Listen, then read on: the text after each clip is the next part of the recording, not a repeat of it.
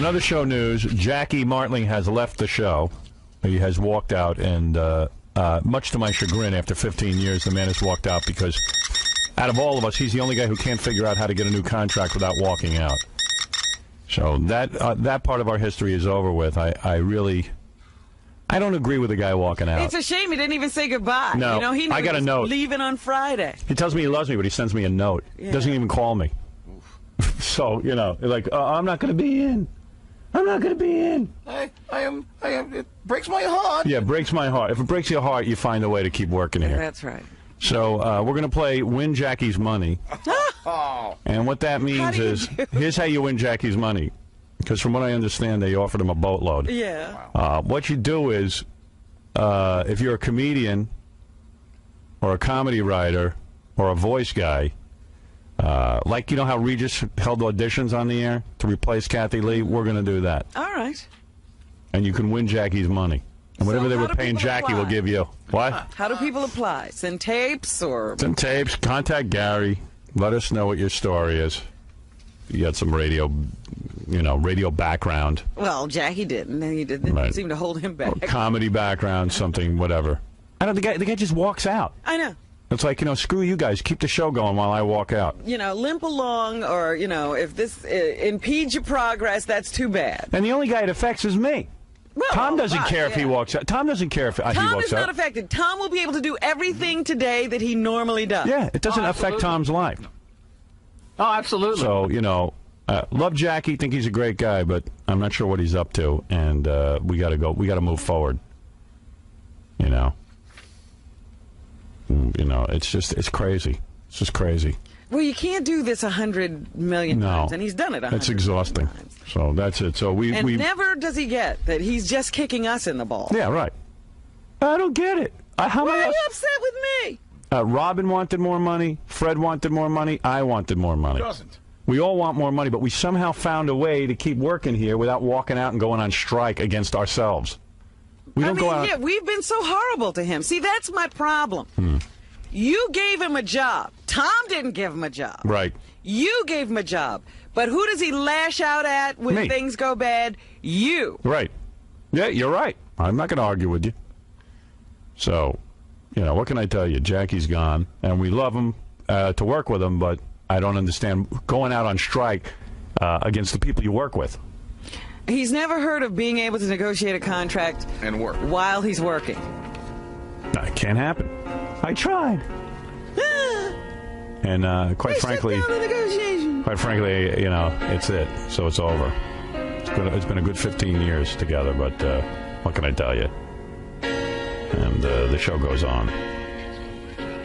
Somehow. Not here, to Howard. In 2 weeks, I think I'm going to leave. So why don't you start making some plans in preparation? I don't need to make any preparation. The point is, Howard, that he doesn't care whether you're left in the lurch or not. Yeah.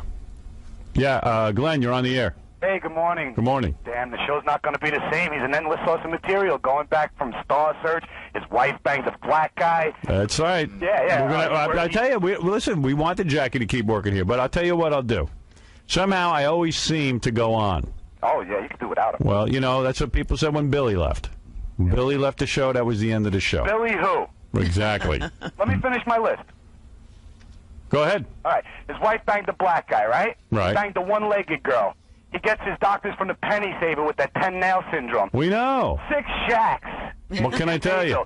Killed his cat. He eats out of garbage pails. He's got a piece of wood that he loves floating in the middle of the garbage water. This is Jessica Hahn apology. It's great stuff. Tchotchkes. Listen, we love him, and you know what? I think there isn't a person on this planet who's been more loyal to Jackie. The last thing I got to say, you got to watch him pickle, ferment, and if he comes back, you can watch him decay. How about a little prize for all of that, Howie? All right, here's your prize. I'm going to hang up on you. All right. Everybody wants a prize. We're just calling in. I know. These days, they want something. Hey, Brian. That started. Hey, how you doing? Hey. So did Jackie bail on you, man? Well, he didn't bail. He's out on strike or what? Yeah, I guess he quit. Work stopping. He quit. Gee. I don't know what he wants me to do. I don't understand why he has to do that to get what he wants. Well, that's our point. I mean, who are you striking against? Tom doesn't care if you walk out.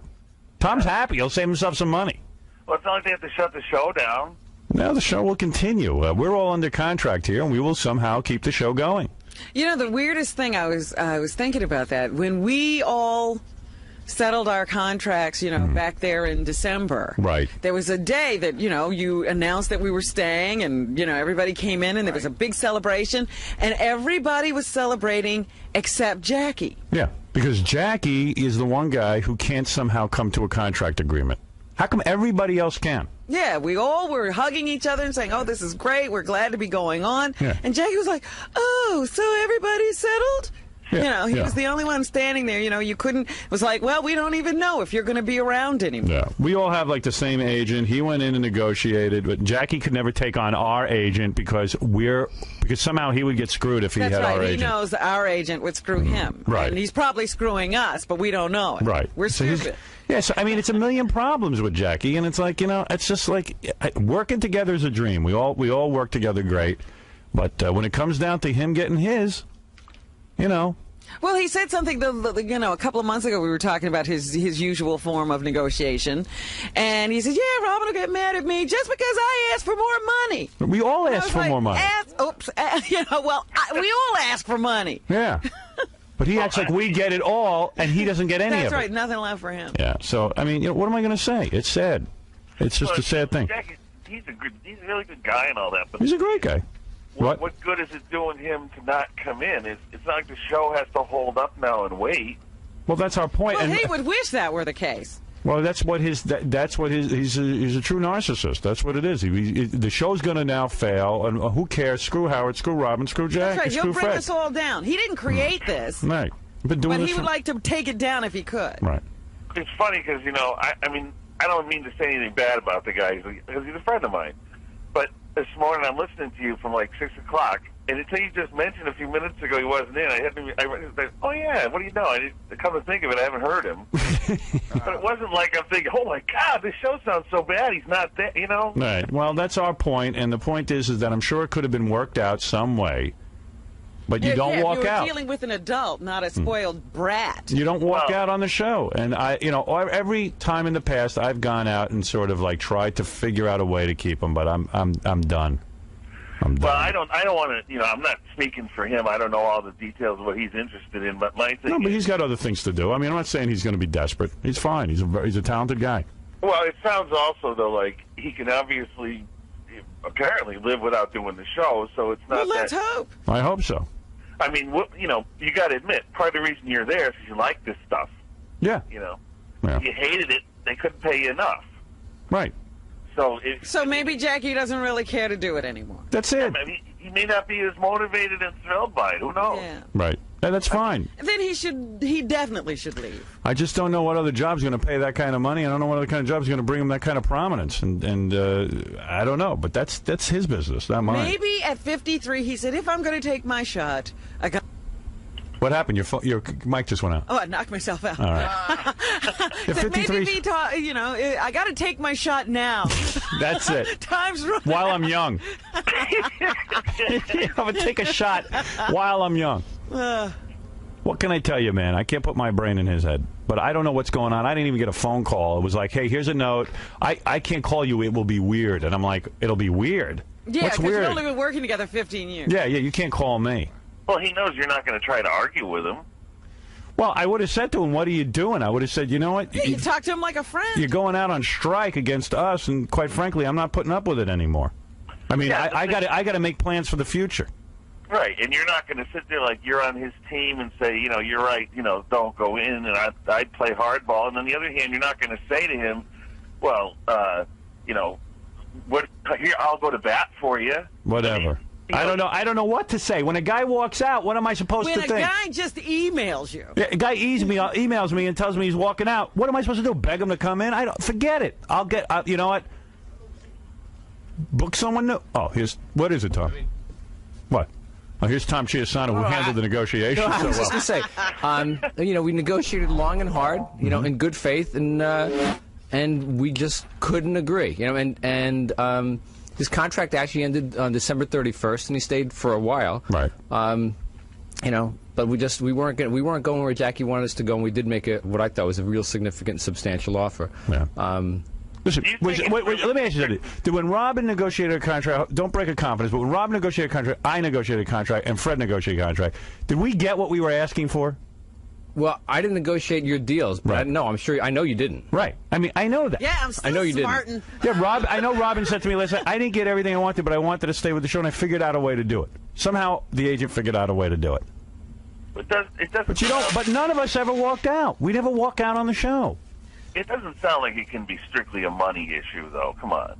With him. With him, isn't that what he wrote you? He wrote me, it's only a money issue, but then in the next breath he said Tom insulted him, and all he's looking for is a pat on the back. So it's not just looking for money, he's looking for a pat on the back. Why did you pat him on the back? You should have patted him on the back. You know what? I could not have kissed his buttocks more. He said that you told him that you can't help but think how great it's going to be to save the money, that you don't have to What? That's what he told me. That's what he told me in an email. No, I don't even know. What I said to him at some point is, Jackie, I should be sitting here telling you, I'm looking forward to saving the money, but I'm not. I want you to stay. Right. Which is a nice thing to say. Right. He misinterpreted that and decided you insulted him.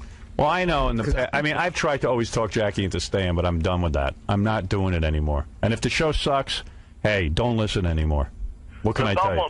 It kind of sounds like I say, I'm not trying to put the guy down, but it almost sounds like the attention is what he's more interested in than the amount of money he can get. Well, absolutely. Yeah.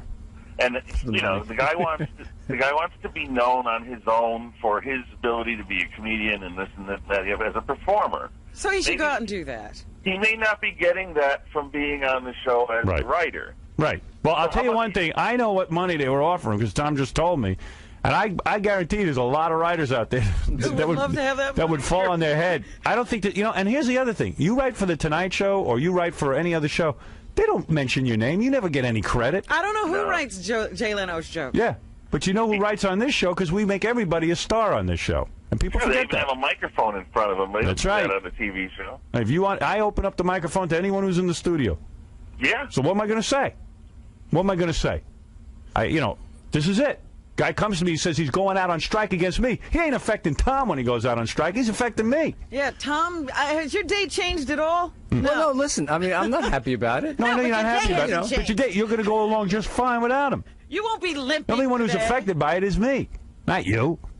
So, it's like, if you go out on strike, you're going out on strike against me. You're not going out on strike against Tom. It's silly. Yeah. It's just not helping anything. Well, listen, whatever. Here's my vow. The show will go on. We're going to play Win Jackie's Money.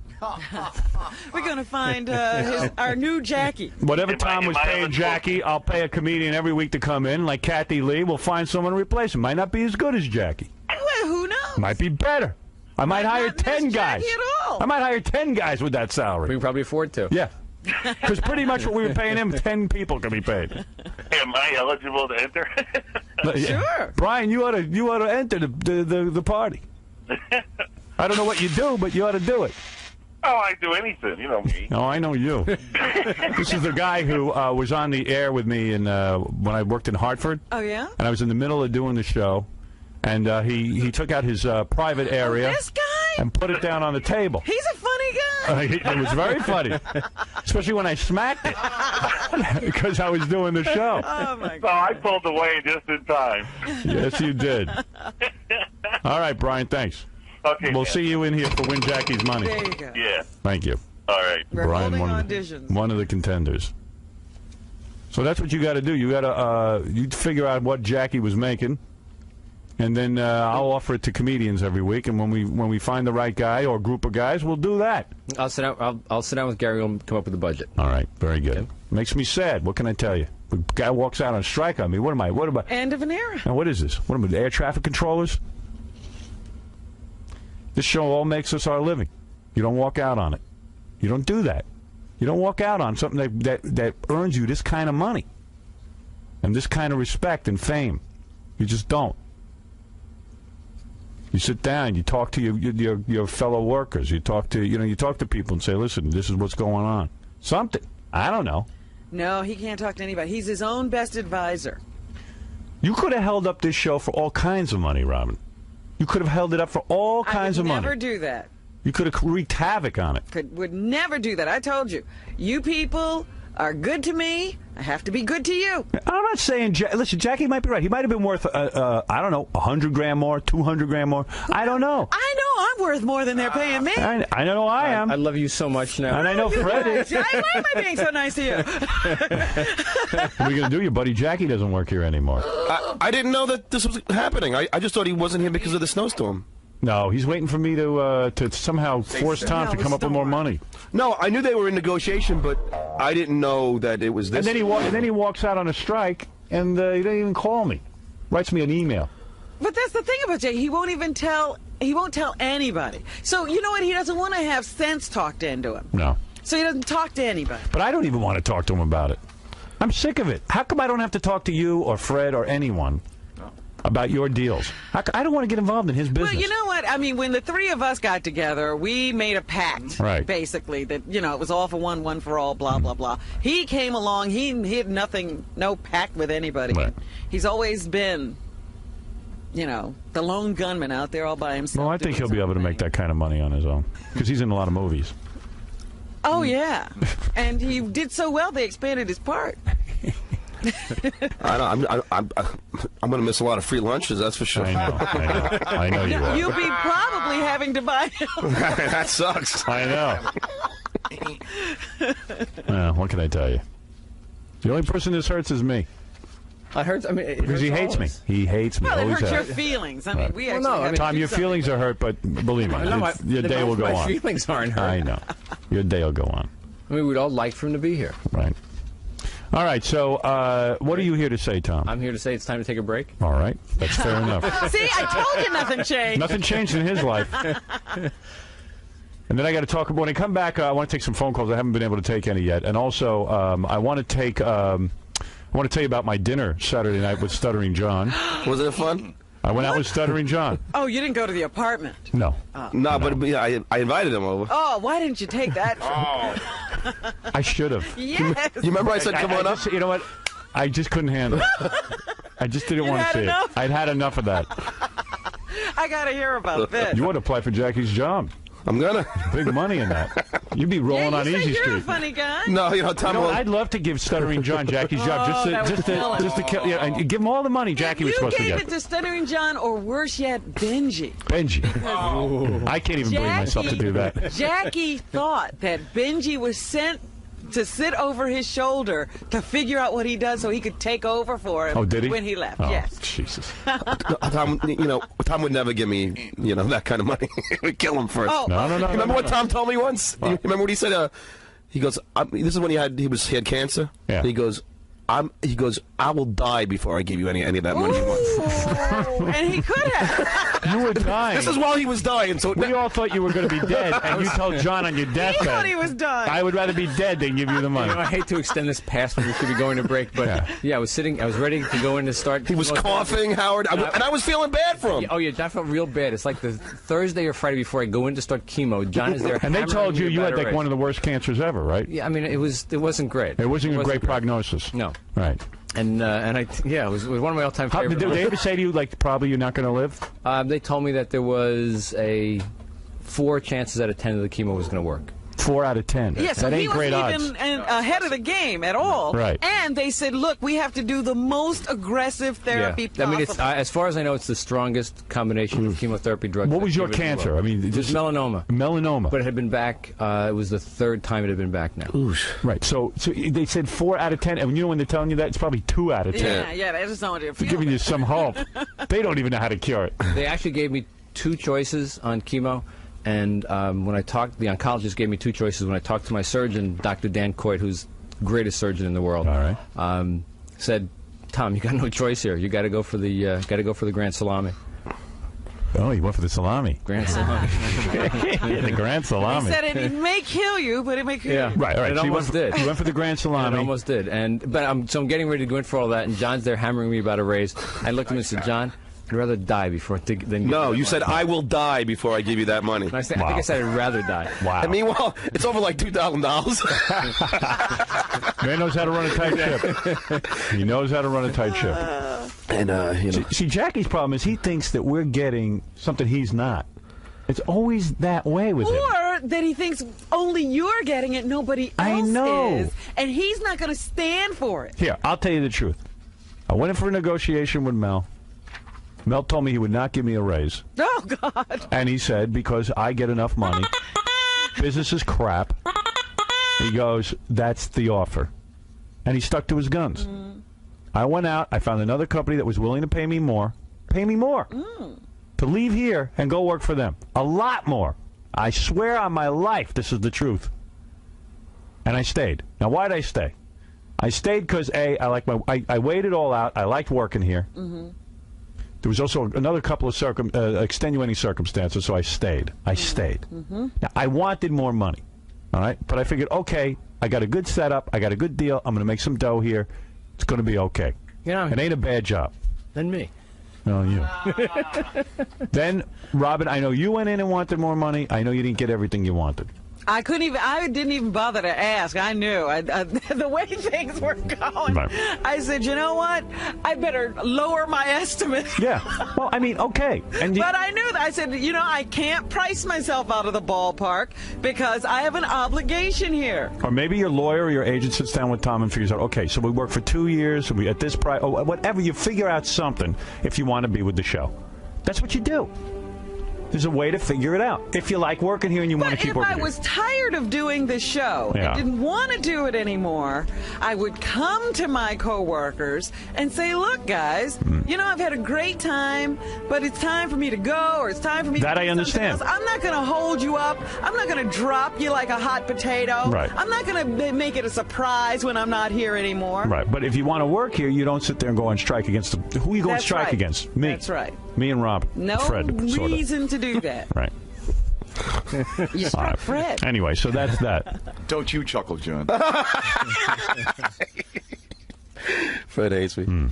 So let's every review. time Jackie pulls this, I decide, obviously, he doesn't want to do this. Right. So let's review what's happened now. For anyone who's just tuning in, Tom lived through cancer. All right? It's ourselves. We don't go out. Yeah, we've been so horrible to him. See, that's my problem.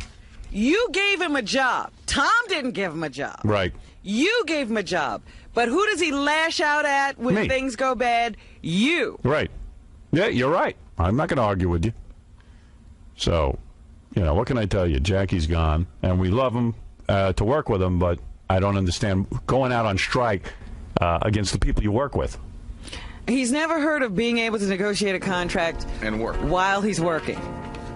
No, it can't happen. I tried. And quite frankly, it's it. So it's over. It's been a good 15 years together, but what can I tell you? And the show goes on. Somehow. Not here, to Howard. In 2 weeks, I think I'm going to leave. So why don't you start making some plans in preparation? I don't need to make any preparation. The point is, Howard, that he doesn't care whether you're left in the lurch or not. Yeah. Yeah, Glenn, you're on the air. Hey, good morning. Good morning. Damn, the show's not going to be the same. He's an endless source of material, going back from Star Search. His wife banged a black guy. That's right. Yeah. I tell you, listen, we wanted Jackie to keep working here, but I'll tell you what I'll do. Somehow I always seem to go on. Oh, yeah, you can do without him. Well, that's what people said when Billy left. I don't understand why he has to do that to get what he wants. Well, that's our point. I mean, who are you striking against? Tom doesn't care if you walk out. Tom's happy. He'll save himself some money. Well, it's not like they have to shut the show down. No, the show will continue. We're all under contract here, and we will somehow keep the show going. The weirdest thing, I was thinking about that. When we all settled our contracts, back there in December. Right. There was a day that, you announced that we were staying, and, everybody came in, and there was a big celebration, and everybody was celebrating except Jackie. Yeah, because Jackie is the one guy who can't somehow come to a contract agreement. How come everybody else can? Yeah, we all were hugging each other and saying, oh, this is great, we're glad to be going on. Yeah. And Jackie was like, oh, so everybody's settled? Yeah, he yeah. was the only one standing there. You couldn't. It was like, well, we don't even know if you're going to be around anymore. Yeah, we all have like the same agent. He went in and negotiated, but Jackie could never take on our agent because somehow he would get screwed if he That's had right. our He agent. knows our agent would screw him. Right. And he's probably screwing us, but we don't know it. Right. We're So he's- stupid. Yeah, so I mean, it's a million problems with Jackie, and it's like it's just like working together is a dream. We all work together great, but when it comes down to him getting his, Well, he said something, a couple of months ago. We were talking about his usual form of negotiation, and he said, "Yeah, Robin will get mad at me just because I asked for more money." we all ask for. So I pulled away just in time. Yes, you did. All right, Brian. Thanks. Okay. We'll man. see you in here for Win Jackie's money. There you go. Yeah. Thank you. All right. We're Brian, holding one auditions. of the contenders. So that's what you got to do. You got to you figure out what Jackie was making, and then I'll offer it to comedians every week. And when we find the right guy or group of guys, we'll do that. I'll sit down. I'll sit down with Gary and come up with a budget. All right, very good. Okay. Makes me sad. What can I tell you? The guy walks out on strike on me. What am I? What about? End of an era. Now what is this? What am I? The air traffic controllers? This show all makes us our living. You don't walk out on it. You don't do that. You don't walk out on something that earns you this kind of money and this kind of respect and fame. You just don't. You sit down. You talk to your fellow workers. You talk to people and say, "Listen, this is what's going on." Something. I don't know. No, he can't talk to anybody. He's his own best advisor. You could have held up this show for all kinds of money, Robin. You could have held it up for all kinds of I would money. never do that. You could have wreaked havoc on it. Would never do that. I told you. You people are good to me. I have to be good to you. I'm not saying. Listen, Jackie might be right. He might have been worth, I don't know, 100 grand more, 200 grand more. I don't know. I know I'm worth more than they're paying me. I know I am. I love you so much now. And I know Fred is. Why am I being so nice to you? What are you going to do, your buddy Johnny? There you go. Yeah. Thank you. All right. We're Brian, holding one auditions. of the contenders. So that's what you got to do. You got to you figure out what Jackie was making, and then I'll offer it to comedians every week. And when we find the right guy or group of guys, we'll do that. I'll sit down. I'll sit down with Gary and come up with a budget. All right, very good. Okay. Makes me sad. What can I tell you? The guy walks out on strike on me. What am I? What about? End of an era. Now what is this? What am I? The air traffic controllers? This show all makes us our living. You don't walk out on it. You don't do that. You don't walk out on something that earns you this kind of money and this kind of respect and fame. You just don't. You sit down. You talk to your fellow workers. You talk to people and say, "Listen, this is what's going on." Something. I don't know. No, he can't talk to anybody. He's his own best advisor. You could have held up this show for all kinds of money, Robin. You could have held it up for all kinds of I would money. never do that. You could have wreaked havoc on it. Would never do that. I told you. You people are good to me. I have to be good to you. I'm not saying. Listen, Jackie might be right. He might have been worth, I don't know, 100 grand more, 200 grand more. I don't know. I know I'm worth more than they're paying me. I know I am. I love you so much now. And I know Fred is. Why am I being so nice to you? What are you going to do? Your buddy Jackie doesn't work here anymore. I didn't know that this was happening. I just thought he wasn't here because of the snowstorm. No, he's waiting for me to somehow. Wait, let me ask you something. When Robin negotiated a contract, don't break a confidence, but when Robin negotiated a contract, I negotiated a contract, and Fred negotiated a contract. Did we get what we were asking for? Well, I didn't negotiate your deals, but Right. I'm sure. I know you didn't. Right. I mean, I know that. Yeah, I'm still I know you didn't. smarting. Yeah, I know Robin said to me, listen, I didn't get everything I wanted, but I wanted to stay with the show, and I figured out a way to do it. Somehow, the agent figured out a way to do it. It doesn't. But you don't. But none of us ever walked out. We never walk out on the show. It doesn't sound like it can be strictly a money issue, though. Come on. With him. With him, Isn't that what he wrote you? he wrote me. It's only a money issue. But then in the next breath, he said Tom insulted him, and he was only. And all he's looking for is a pat on the back. So it's not just looking for money. He's looking for a pat on the back. Why did you pat him on the back? You should have pat him on the back. You know what? I could not have kissed his buttocks more. He said that And you told him that you can't help but think how great it's going to be to save the money that you don't have to. What? That's what he told me. That's what he told me in an email. No, I don't even know. What I said to him at some point is, Jackie, I should be sitting here telling you, I'm looking forward to saving the money, but I'm not. I want you to stay. Right. Which is a nice thing to say. Right. He misinterpreted that and Right. decided you insulted him. Well, I know. I've tried to always talk Jackie into staying, but I'm done with that. I'm not doing it anymore. And if the show sucks, hey, don't listen anymore. What can I tell you? It kind of sounds like I say, I'm not trying to put the guy down, but it almost sounds like the attention is what he's more interested in than the amount of money he can get. Well, now how to cure it. They actually gave me 2 choices on chemo, and when I talked, the oncologist gave me 2 choices. When I talked to my surgeon, Dr. Dan Coit, who's the greatest surgeon in the world, all right, said, "Tom, you got no choice here. You got to go for the Grand Salami." Oh, he went for the salami. Grand Salami. The Grand Salami. He said it may kill you, but it may cure you. Right, all right. It So almost did. He went for the Grand Salami. It almost did. But I'm getting ready to go in for all that, and John's there hammering me about a raise. I looked at him and said, "John, I'd rather die before than give No, you you that said, money." I will die before I give you that money. And I think I said I'd rather die. Wow. And meanwhile, it's over like $2,000. Man knows how to run a tight ship. He knows how to run a tight ship. And, See, Jackie's problem is he thinks that we're getting something he's not. It's always that way with him. Or that he thinks only you're getting it, nobody else I know. is. And he's not going to stand for it. Here, I'll tell you the truth. I went in for a negotiation with Mel. Mel told me he would not give me a raise. Oh, God. And he said, because I get enough money, business is crap. He goes, that's the offer. And he stuck to his guns. I went out, I found another company that was willing to pay me more. To leave here and go work for them. A lot more. I swear on my life this is the truth. And I stayed. Now, why'd I stay? I stayed because, A, I weighed it all out. I liked working here. There was also... What happens when Howard Stern's staff asks him the questions they've always wanted answered? It's time to Ask Howard with Rachel Fine. Here we are for another very important Ask Howard. Very important. Yes. Yes. Mike Fox on the Tapes team asks, if you had to swap lives, including bodies, with Gary, would you prefer not to have big teeth, not to have toe fungus, or something else? Well, that toe fungus really weirds me out. That's weird. Gary and I have hung out socially. He's come over, he's swam in my pool, and I always look down at those feet, and there's a lot of weird stuff going on. But the teeth, every day those are out there. Can't hide them. Look, I can't be too critical. I've got a lot of flaws myself, so, you know, and women have told me they think Gary's very good looking. He's a good looking guy. Good looking guy. Yeah. My wife thinks so, and I don't see it. I got him beaten to the feet department, but I mean, listen, I'm no beauty, so I guess I wouldn't want his feet with the toe fungus. Next question comes from Lee Garowitz. What advice do you have for aspiring broadcasters, and what makes a good broadcaster? As a broadcaster, you must be well-rounded. You must be able to speak well. You shouldn't have grammatical errors.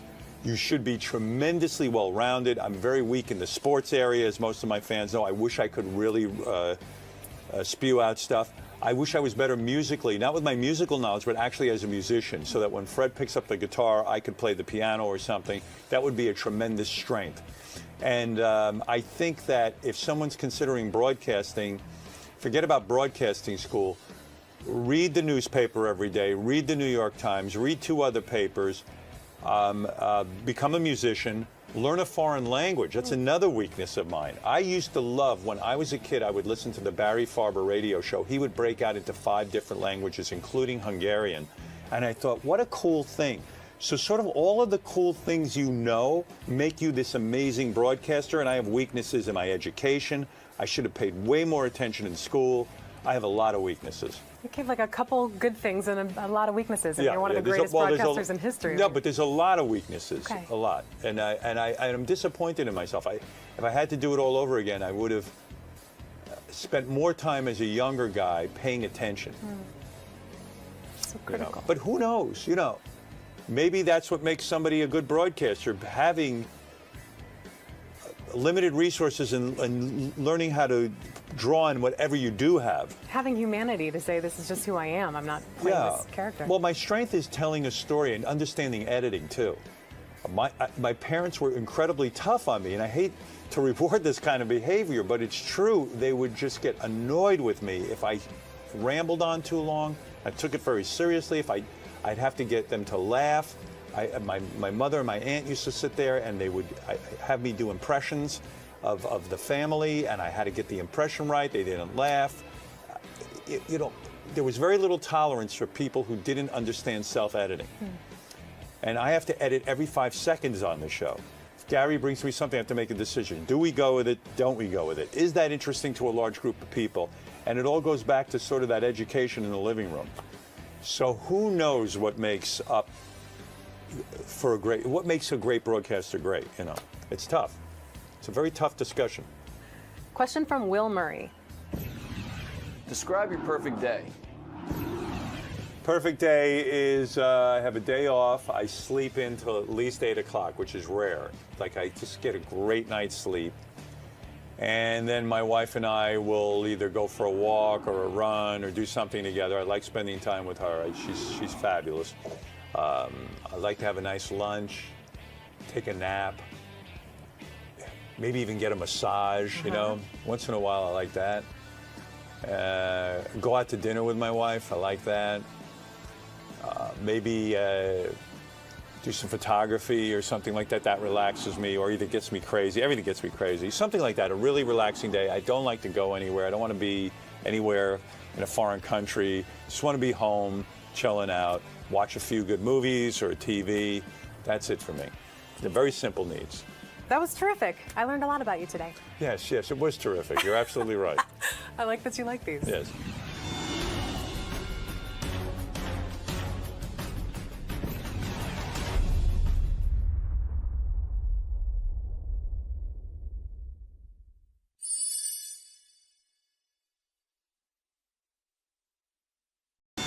What happens when Howard Stern's staff asks him the questions they've always wanted answered? It's time to Ask Howard with Rachel Fine. Here we are for another very important Ask Howard. Very important. Yes. Yes. Mike Fox on the Tapes team asks, If you had to swap lives, including bodies, with Gary, would you prefer not to have big teeth, not to have toe fungus, or something else? Well, that toe fungus really weirds me out. It's weird. Gary and I have hung out socially. He's come over, he swam in my pool, and I always look down at those feet, and there's a lot of weird stuff going on. But the teeth, every day those are out there. Can't hide them. Look, I can't be too critical. I've got a lot of flaws myself, so, you know, and women have told me they think Gary's very good-looking. He's a good-looking guy. Good-looking guy. Yeah. My wife thinks so, and I don't see it. I got him beaten to the feet department, but, I mean, listen, I'm no beauty, so I guess I wouldn't want his feet with the toe fungus. Next question comes from Lee Garowitz. What advice do you have for aspiring broadcasters, and what makes a good broadcaster? As a broadcaster, you must be well-rounded. You must be able to speak well.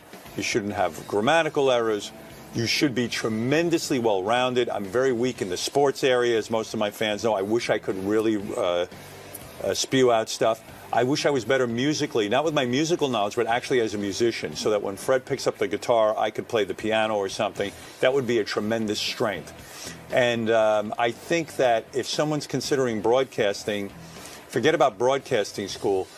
Read the newspaper every day. Read the New York Times. Read 2 other papers. Become a musician, learn a foreign language. That's another weakness of mine. I used to love, when I was a kid, I would listen to the Barry Farber radio show. He would break out into 5 different languages, including Hungarian. And I thought, what a cool thing. So sort of all of the cool things you know make you this amazing broadcaster, and I have weaknesses in my education. I should have paid way more attention in school. I have a lot of weaknesses. You gave like a couple good things and a lot of weaknesses, and you're one of the greatest broadcasters in history. No, but there's a lot of weaknesses, okay. A lot. And I'm disappointed in myself. If I had to do it all over again, I would have spent more time as a younger guy paying attention. So critical. You know? But who knows, you know? Maybe that's what makes somebody a good broadcaster, having limited resources and learning how to draw on whatever you do have. Having humanity to say, this is just who I am. I'm not playing this character. Well, my strength is telling a story and understanding editing, too.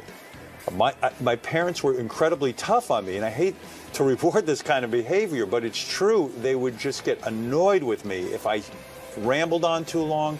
I took it very seriously. If I'd have to get them to laugh. My mother and my aunt used to sit there, and they would have me do impressions.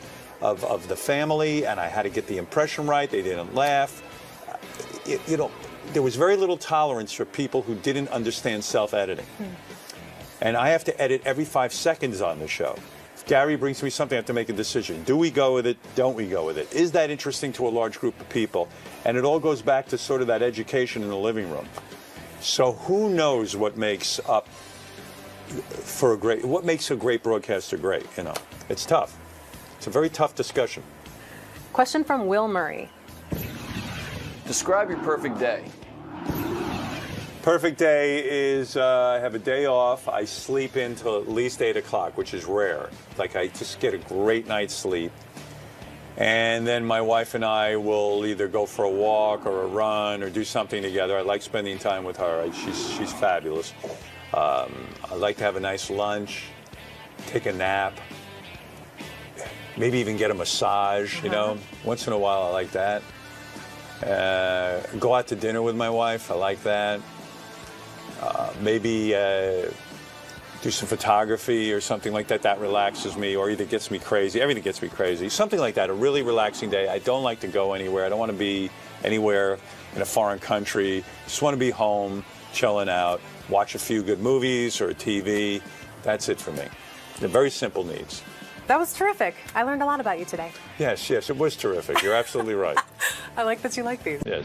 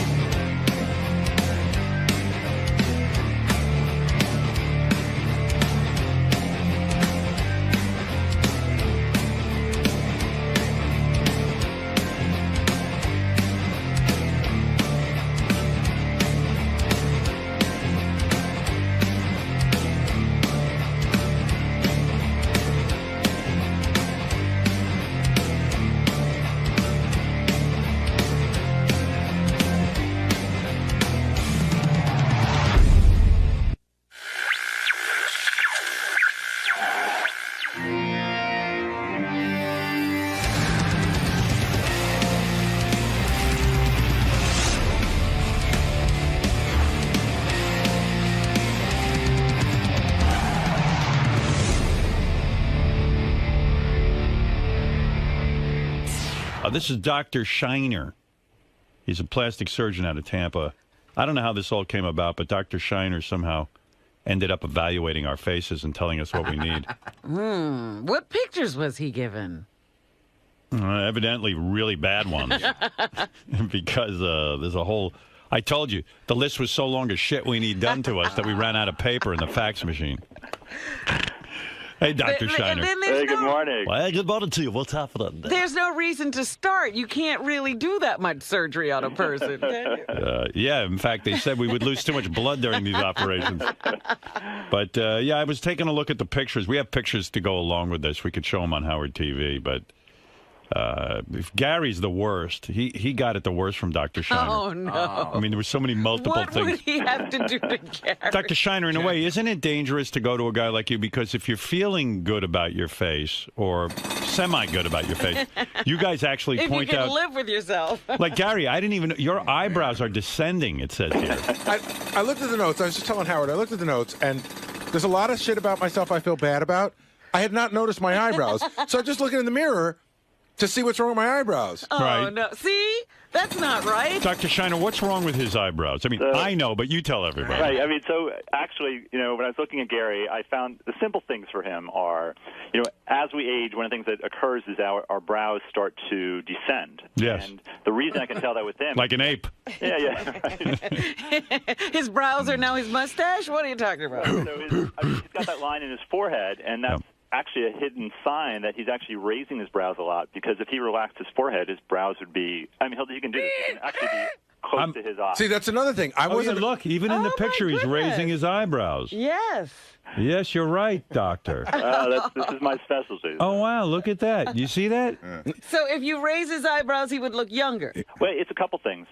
One thing is that, yes, if we could equalize those areas, that could be better. We communicate most with our eyes and our mouth. Whenever we can do to make those areas look better has a huge I got to tell you, impact. you're onto something, because we have like this little graphic drawing where the eyebrow is where it is, and then where you raise it.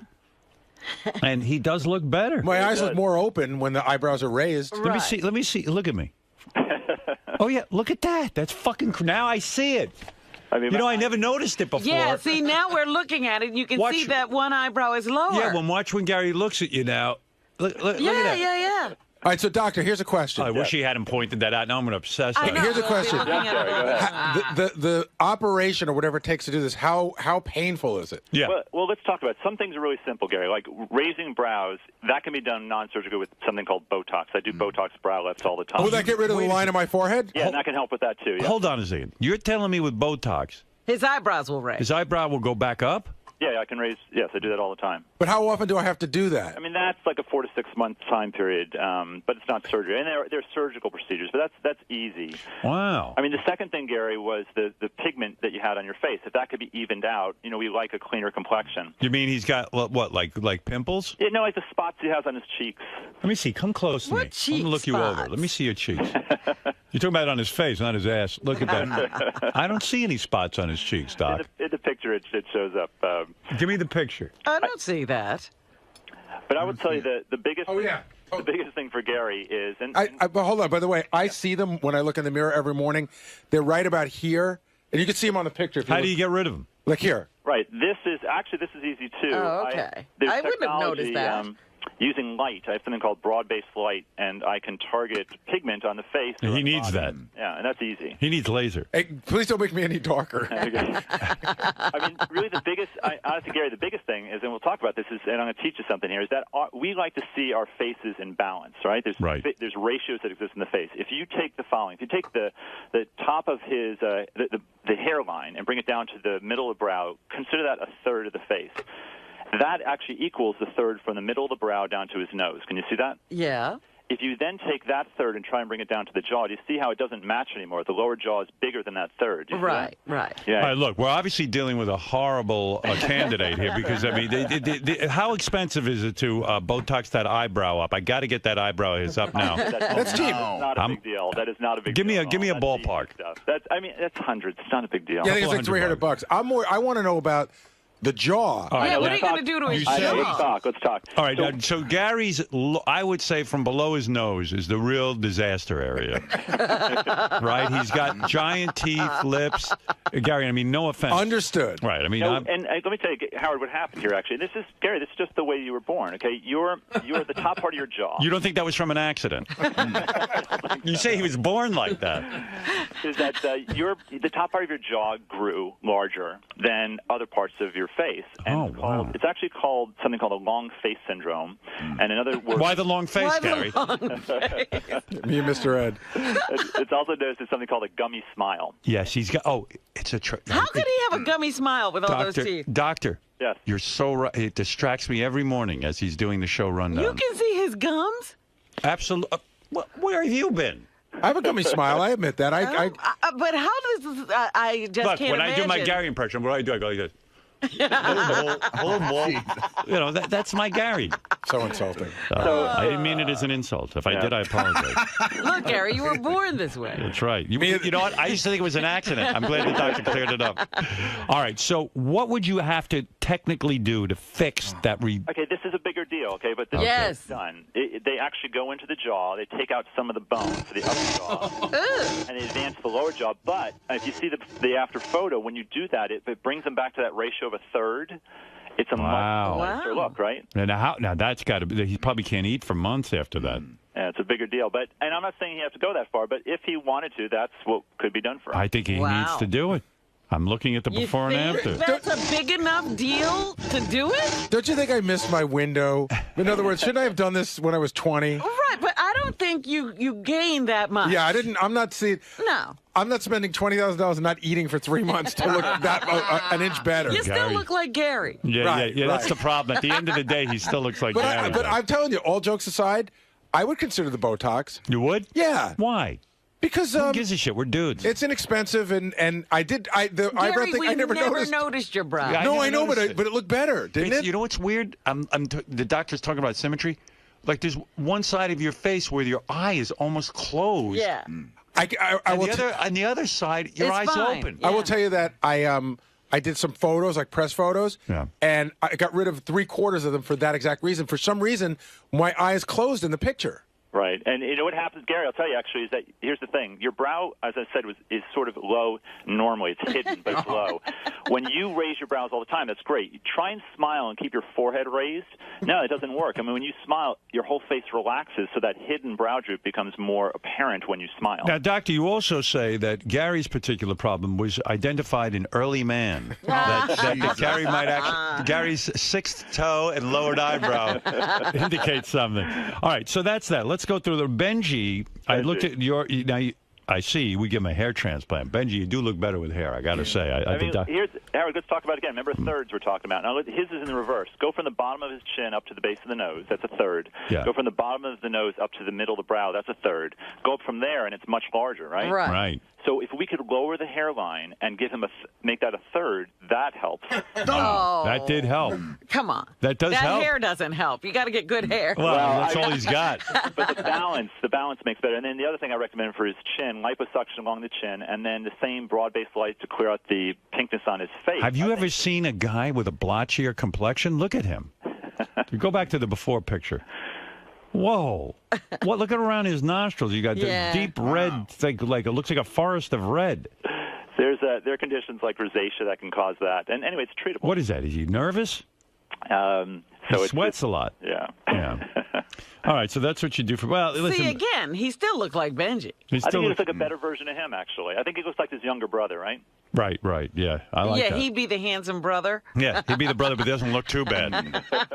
By the way, all these pictures are up on howardstern.com. If you go there, you'll see what Dr. Shiner's going to do to Benji, what he's going to do to Gary. Fred, does Fred need a lot of work? He's so handsome. All I can think about is giving him anal. Fred is our silver fox. He's a silver fox to me. My kid's got to go to college. I'm not buying any of this, Doc. Let's see. It says here Fred needs he has heavy eyelids and drooping eyebrow. He does. There's nothing I can do about that. Let me see. Yes, they can. I've always had those eyes. I'm born with that shit. Well, let the doctor talk. Maybe I can. Yeah, that actually, Gary. I mean, Fred, that could be helped. That is as easy as a Botox thing, or there are surgeries that can be done to help it more permanently. Yeah. The lower eyelid, these are normal. Listen, these are normal changes we all face. I'm not saying this is anything. I mean, a lot of your Fred looks very old. Yes. Loss of facial volume. Chicken. Oh yes, I look very young, Fred. Yeah, I'm just lucky that way. Now you say facial fillers to reduce aging process. Yeah, one of the things that as we age, we lose facial volume, and there's actually papers looking at this. It happens asymmetrically. We can gain volume in certain areas and lose volume in other areas. If we can restore the volume around the mouth area, as I said, that's one of the critical areas that we communicate with. I think it's really powerful for Fred, and the way it turns that image. I mean, I think it looks like a much better version of himself. Well, like Liberace and Boober, I might just send him in for a little work so he can look a little more like me. Let's see, John Hine. Okay, what about Robin? What are we going to do for her? Yeah, what can you do? Let's get down to Robin. I mean, Robin's beautiful, so we don't have to do anything really. But exactly. Sure. Now let's talk. All right, now let's get down to it. If you want to make, Robin, you are beautiful. If you want to make you more stunning, okay. In other words, she's at 10. You can make her at 12. I'm just saying. Yeah. Yeah. Go ahead. There's some.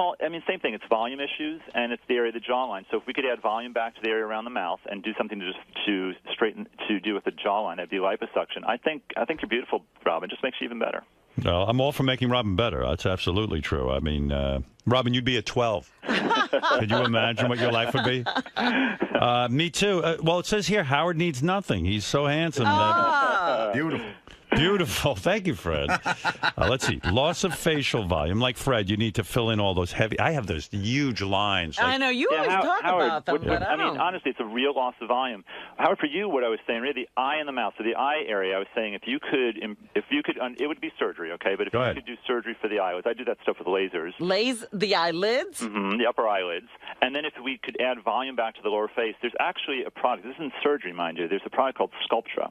And what it is a product we use as a facial filler. It takes a while to work, but once it's set up, it lasts years. You would be a great candidate for that, Howard, because if you could add volume to that area, you look at your after, it really, I mean, you look like you, but it's just... I look like gorgeous. You look like a softer you. A better me. Now, Doc, is any of this stuff... When I hear women are injecting rat poison into their face, and you know, that's basically what I don't get. Like, I'm not doing anything. I mean, what's the difference at this point? I'm a mess. You know what I mean? But... You know, it's just personal. If something you want to do, I'm just saying there are options for people if they want to do these things. You're saying you get rid of all that shit on my face like that in the after picture? Is that accurate? Yeah, I mean, really the volume. Yeah, if you had the volume is the most powerful thing for you. Volume. In other words, what do you stick in my face to give me volume? There's a product called Sculptra, and what it is there's a suture material that we use in surgery that makes collagen, and they take advantage of this, and they make it into little tiny bits. They put it in the face, and then the body will build its own collagen around these products. Really? Yeah. How long does that take? It takes about an hour to do. What happens, actually, I have newscasters who I do this for in my area on the evening news, and I like this because you look better gradually. What happens is you get the result. It goes down. You get a view of what it looks like. It goes down in about 2 days because the water resorbs, and then the particles that are left over about 8 weeks, the body responds to and builds collagen all over the place. Wow. And so each week you get better and look better and better and better. Imagine how gorgeous I'd be. I'm a 10. And then when does it start to go bad again? Oh, so yeah. it's like... You know what it's like? It's like... Charlie. Like he was retarded, and then in the book, Flowers for Algernon, he becomes a genius, and then he slowly starts becoming retarded again. And that's the bitch. Hey, Howard? Yeah. I have a quick question with that. Is that the same stuff that you would put in my face, that Bondo or whatever? Fred, let's go in. We'll get 2 for 1. How about, is there any way you can get a donation of, like, facial filler, like, since Benji's so fat in his face? We could take the fat out of his face? Would you want Benji's anything in your face? You're right. Let's go with the Bondo. Make you crazy. Hey, Robin, look at your after and before. See that? Well, she always looks good. Yeah, but that's not enough. It's not enough. Not for me to do it. I like my after picture, but I thought actually John was pretty cool too. Let me take a look at John Hine.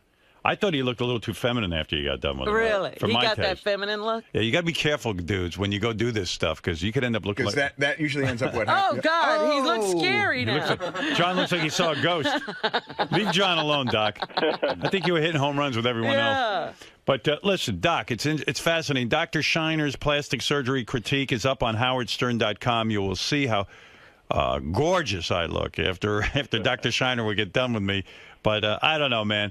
I don't know, Robin. I like a natural look. I think I look like, Kim Kardashian or something. I think I got to admit, Dr. Shiner's after picture does look way better on me. But, hey, I don't know. Then you got to go do all this stuff. Dr. Shiner, give yourself a plug here, or I'll give it to you. For more information on Dr. Adam Shiner's practice, go to adamshinermd.com. Hey, thanks, Dr. Shiner. Hey, it's been a pleasure. Thank you. Bye-bye. Take care. Yeah, a lot to well, consider. now we know there's something we can do. I thought it was hopeless. Thing I like is, like, as I get older, I see what he's talking about down here. Like, he could fill that out. That's pretty good. Yeah, it smooths things. That's, you were talking about John Kerry a few weeks ago, and now I can't stop staring at his face. I know. It just seems kind of girly, Yeah. And then I see a lot of women who do this shit, and it goes horribly wrong. I'm fucking hideous, but at least I look like a fucking guy. Come on. All right? Him, on the other hand, he needs help. You shouldn't feel He needs a lot of help. A lot of help. Will you guys dwell on these issues like Howard said he's going to now? No. It's in one ear out the other. No. I'm mesmerized by my face. It's beautiful. The only one? And I realize, I've gained weight again. I gotta get in good shape because I have such a beautiful face. Do you feel slighted in the sense that they didn't look at your calves and some of your other great features? No. My face is my, what do you call it? Yeah. Yeah. That's your meal ticket? I haven't a beautiful face. I like, look at it. Close. This is his fortune. Unfortunately, Benji is bankrupt. I love it. I don't know. Maybe Let it's me see just those baby blues. Here, look. Can you tilt up your brim a little bit so we can really see the full color? There you go. So, Fred, your solution is just be happy that you're not Benji. Pretty much. I wake up every day, and that's my mantra. You know, it's like there are people of certain faiths that say, "Thank God I wasn't born a woman," which I think is very sexist, and maybe this is like Benjist, but I wake up every day and say, "Thank God I'm not Benji." Interestingly, I wake up saying, "Thank God I'm Benji." You're the only one. Yeah. Yeah, plastic surgery is a tricky thing, man. I see too many guys You know, it's like looking you like see women. So many people. Yeah, and you know what? I don't know who George Clooney's guy is because he's holding up. Yeah, but he's good looking. I mean, He's good. He's You know looking what? rarefied. There's nobody. I'm just beginning to realize when you look at all these papers, there's nobody in that fucking business that doesn't have some sort of tweaking done. Period. I would say, without a doubt, 100% of the people in Hollywood have something going on. Absolutely. Yeah, But you well, know that's what? how they stay There's looking too- good. There's too much at stake. Yeah. They're at the big game. They Absolutely. don't want to leave. That's it's the same thing. It's like baseball players do steroids. Those people do Botox. Well, maybe we got to go visit Dr. Shiner. I think that's what you're saying.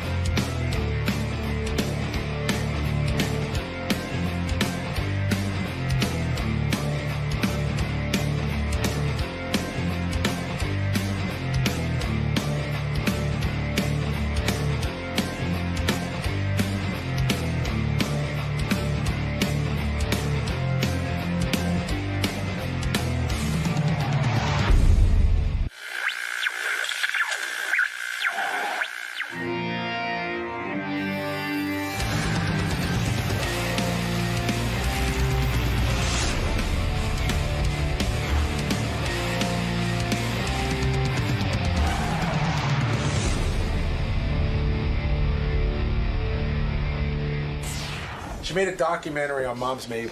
Oh, I know. That's great. And I just said to her, she's on HBO, and I said, "Oh, so you sold it to HBO?" And she goes, "Not really. She started to make it with HBO. They didn't like the direction it was going in. She went and made it on her own. Then HBO goes, they heard, hey, we hear the documentary's not bad, and then they bought it. So that's Wow, that's that's even better. But the other thing is, because we went through this, and I think you'd appreciate this. She said it's really pricey, and I said, "Where's all the money when you make a documentary?" And she said, "Clearing the photos." And she said that once somebody found out she was involved with the project, they were charging like $50,000 for 4 photos, and she would call them up and she would say, "Listen, no one's asked you for a Mom's Mabley photo for 50 fucking years." I love Mom's Mabley. But the other thing she said was that Mom's Mabley, this is really interesting. She said not only is she the first female stand-up, she may be the first stand-up comedian ever. She did, and I said, "How do you define that?" She said, 1929, you know, she got a person alone getting up in a room telling stories and jokes. But she said a lot of Mom's Mabley stuff is hard to corroborate because you can't tell what's fact or fiction about her. But I thought we wouldn't get to that, so I thought it was interesting. I'll lead off with that. All right. Whoopi Goldberg is here. I got a lot of ground to cover with her. And she is on The View. Of course she is. And she's very There successful. she is. There's Whoopi Goldberg. Wow. Look at that. It's really you. It is the Whoopi Goldberg. Well, most of me. Most of you. Where'd you leave the rest of you? Where are you? Some of me are still home, but that's all right. So you get your microphone right in I there. got my How are you? I'm good. You're wearing your John Varvatos scarf, I see, with the American flag on it. Yes, I am. Yes, I have the same one. That's Do how I you? know that. Yeah, I See, love that. I probably got it from you. Yeah. Hey, What is it, Gary? I just want to make sure that you can hear her okay. I can hear Whoopi. Okay. Yeah, you go get your mic right there. How are you? I'm good, honey. I'm excited about the project you're here to promote, and not in a false way. I'm very excited about it. I am a huge fan of Moms Mabley. I heard that. Yeah. Yeah, so was I. Oh, my Nobody goodness. like her. When I was a little boy, I would watch Moms Mabley like it was a religion. Yeah. And for those of you who don't know Moms Mabley, she was a. Do you think she was the first stand-up comic? I do believe that she was the first. I know she was Female. the first. No, she may have been the absolute first. absolute first. Yeah. Really? Because she's the only one that I know who actually stood up and told jokes from really like the late 20s. So I sort of feel she might be the very first stand-up as we know it. Yeah. So it's extraordinary when you think about it. When was Moms Mabley born?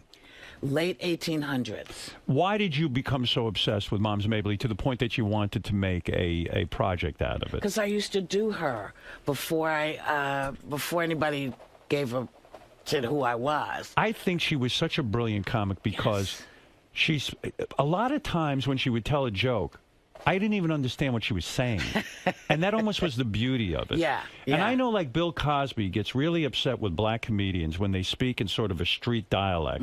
But that's what I love about black comedians, when they do get up and speak, because that's what I loved about growing up in a black community, when guys would really talk in this raunchy kind of way. Yeah. And Moms was just dirty, filthy, and bawdy. Except she was all of that without saying one bad word. Right. It was all innuendo. Well, did you ever hear her party albums? I mean, yeah. All right, those were dirty.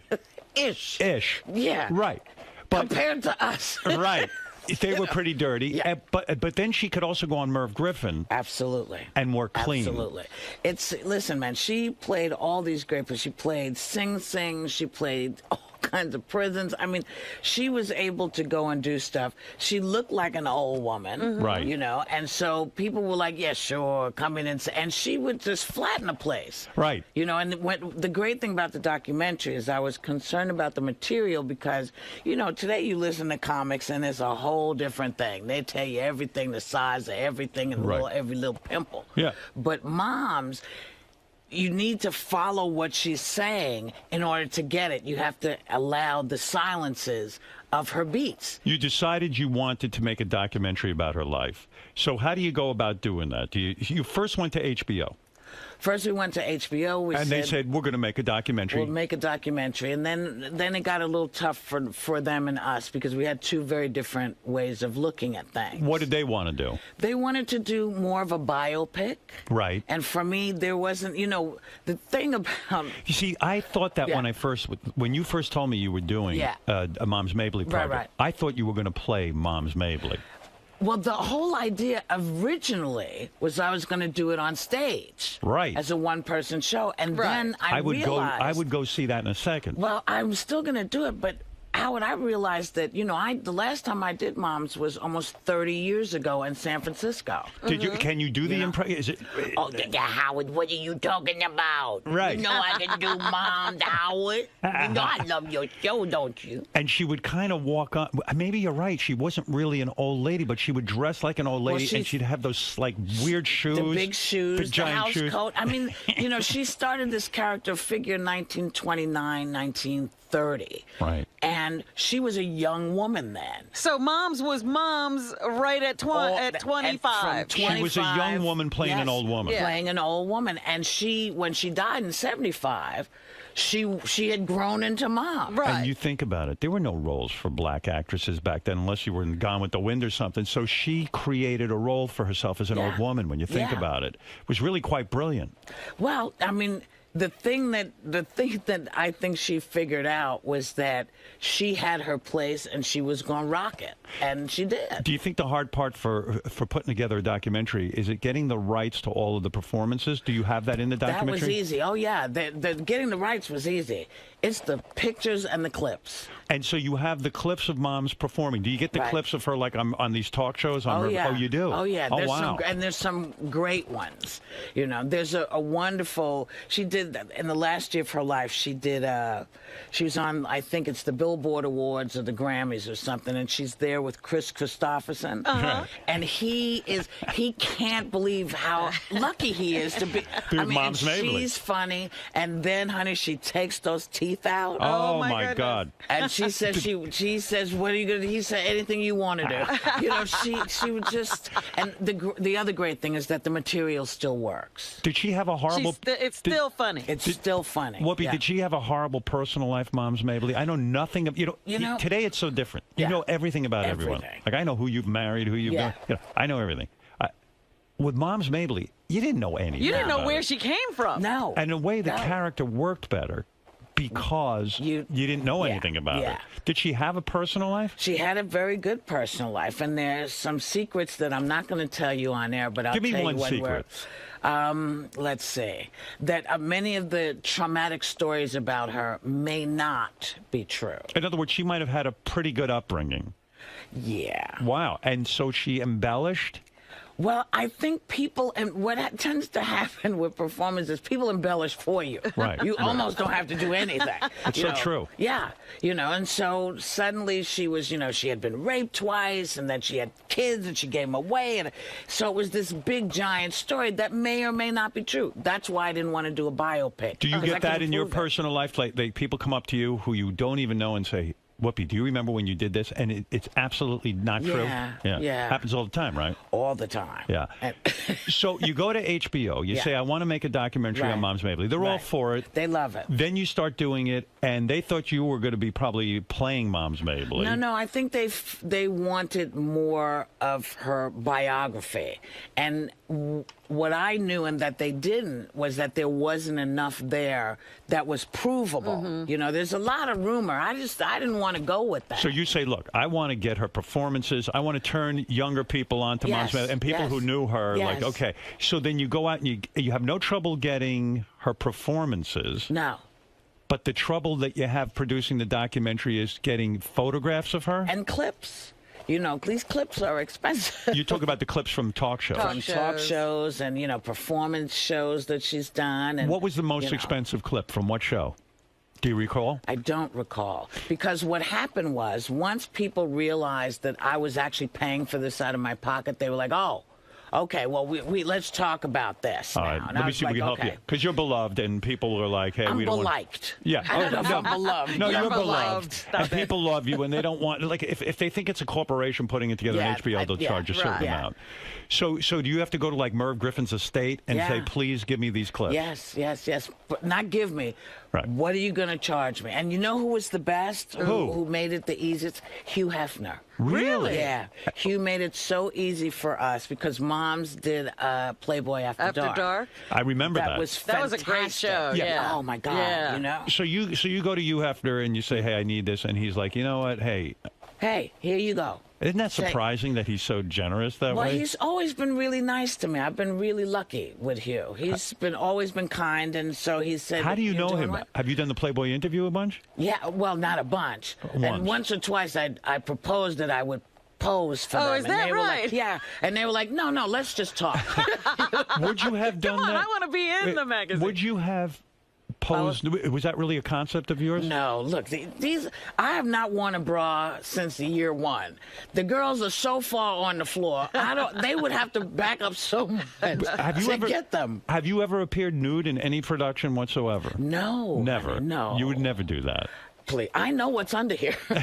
You're not looking to show it off. I don't want to show anybody. Well, you're so right, because people say, well, how can, you're so outrageous. How come you've never shown your penis in public? I go, because there's hardly one there. I said, if I had something big to show off, I would show it. Yeah. If the girls were up on my shoulders, sure, I would be popping them out all the time. But that's not what's going on here. I can tie them in a knot on my head. So when you started this Mom's Mabley project, how does it end up on HBO if HBO and you parted ways? Because they began to understand that what I was trying to do was the better plan. It is the better plan. It is the better plan. Because, I mean, if you think about it, you could have just shown Moms Mabley on the whole performance of her doing Hugh Hefner's Playboy show. Right. But instead, you're taking people around and saying, hey, let me give you an education on Moms Mabley. Well, yeah, because what I didn't, I don't know how I missed it, but what I didn't understand was that she had played a huge part in the civil rights movement.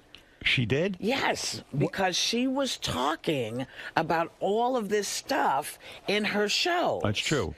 In ways that people didn't realize they were getting schooled. Right. But they were getting schooled. And so it was like, oh, my God. So you look at the fabric. You know, she did Abraham, Martin, and John after... right, I remember. Oh, that's Martin right. Luther King was She recorded that. Yeah. And when you hear her sing it, you get it because you realize, yes, these are people that she knew because she did know John Kennedy. She did go to the White House. Where did all she those live? Things. She lived up in New Rochelle. Oh, she did?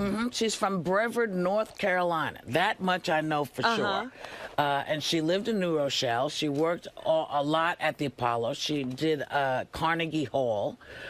She played all these places. She was, at one point, the highest paid female entertainer in the world. You know what I admire about you? You have this passion for Moms Mabley, and you actually went out and did something about it. Now that I think about it, it kind of inspires me because I do have certain people in my life that have influenced me, and I'm fascinated by them. Right. And yet, it never occurred to me to say, hey, that's a passion of mine. Why wouldn't I try to turn people on in some sort of documentary or something like that? Well, I'm sure, Howard, in a way, part of it is because you're in your head saying, well, a lot of people will take care of this because a lot of people know who this is. Right. The reason this came about is because what I discovered was, A, nobody knew who Moms was anymore, and nobody knows who any of these comics are. You know, Mantan, Marlin, the folks we grew up knowing who about. were on the party records. Yeah, and then you got a guy like Red Fox, who was known from Sanford and Son, but I knew him from his party records, and that's what was really a turn on to me. I mean, you know, and the fact that,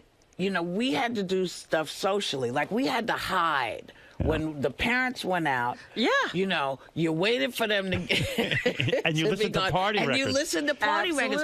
And so did they. They got together and had a social evening listening to records. Yeah, it's crazy, right? But that doesn't happen anymore. No. With Moms Mabley, though, she was so powerful. And now that you're bringing her up, I'm thinking what her life must have been. Here's this talented woman, great comic, but she's definitely, she was born in the wrong time period because, first of all, who would even imagine that she could even get a career on stage? Well, because as a black woman. We had the Chitlin circuit. Right. Which was where all the black folks went to perform because they weren't allowed to perform in a lot of the clubs in the rest of the country. So there was a whole area, you know, where black people went and saw performers that they understood and they knew. And it worked for them because, you know, Mantan Moreland came from there, Peg Leg Bates came from there, a lot of the folks that most people don't know about. That was the performance space, and that's how they got to be better known. And Tyler Perry reawakened that circuit because no one was making anything for that group. Yeah, what's weird too is that you know, it occurs to me, everyone's always asked me who do you think the funniest comics are and stuff, and I never mention Moms Mabley. None of us do. And I should. Like she made me laugh till I almost threw up. Like, I mean, I don't laugh that hard at anybody. And Moms Mabley could do that. She was appointment Yeah. television. When you heard that Moms Mabley was going to be on a show, you sat there. Yeah, I mean, did anyone ever put her in a movie or anything? Oh yeah, she's in 2 films. Mad World, maybe? No. I wish. Wouldn't that have been great?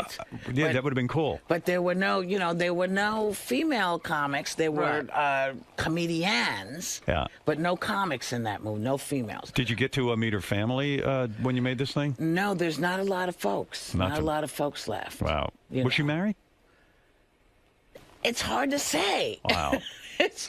I know it's a complete mystery. In a way, it is. And you identify with her because she was one of your heroes. Because she was funny, and she told stories. You know, it's like Richard. For me, Richard Pryor is that's my brain. Right. And Moms is my brain, because anybody who can tell a story and leave space for a punchline, I think is great. Right. You know? She's brave in that she could literally take a pause on stage. That's right. Yeah, you know, that's a weird. I talked to Jerry Seinfeld about that, about timing and stuff. Yeah. People say, "What do you mean brave?" I mean, when you're in front of a crowd, to take a pause. That's right. There's silence. Yes. And it scares the shit out of you.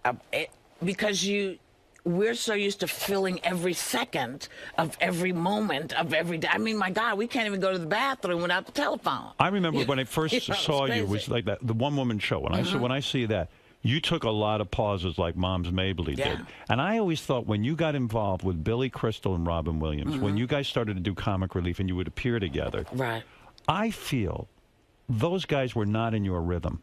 Robin Williams is a kind of a, tell me if I'm right about this, because I've always wanted to ask you.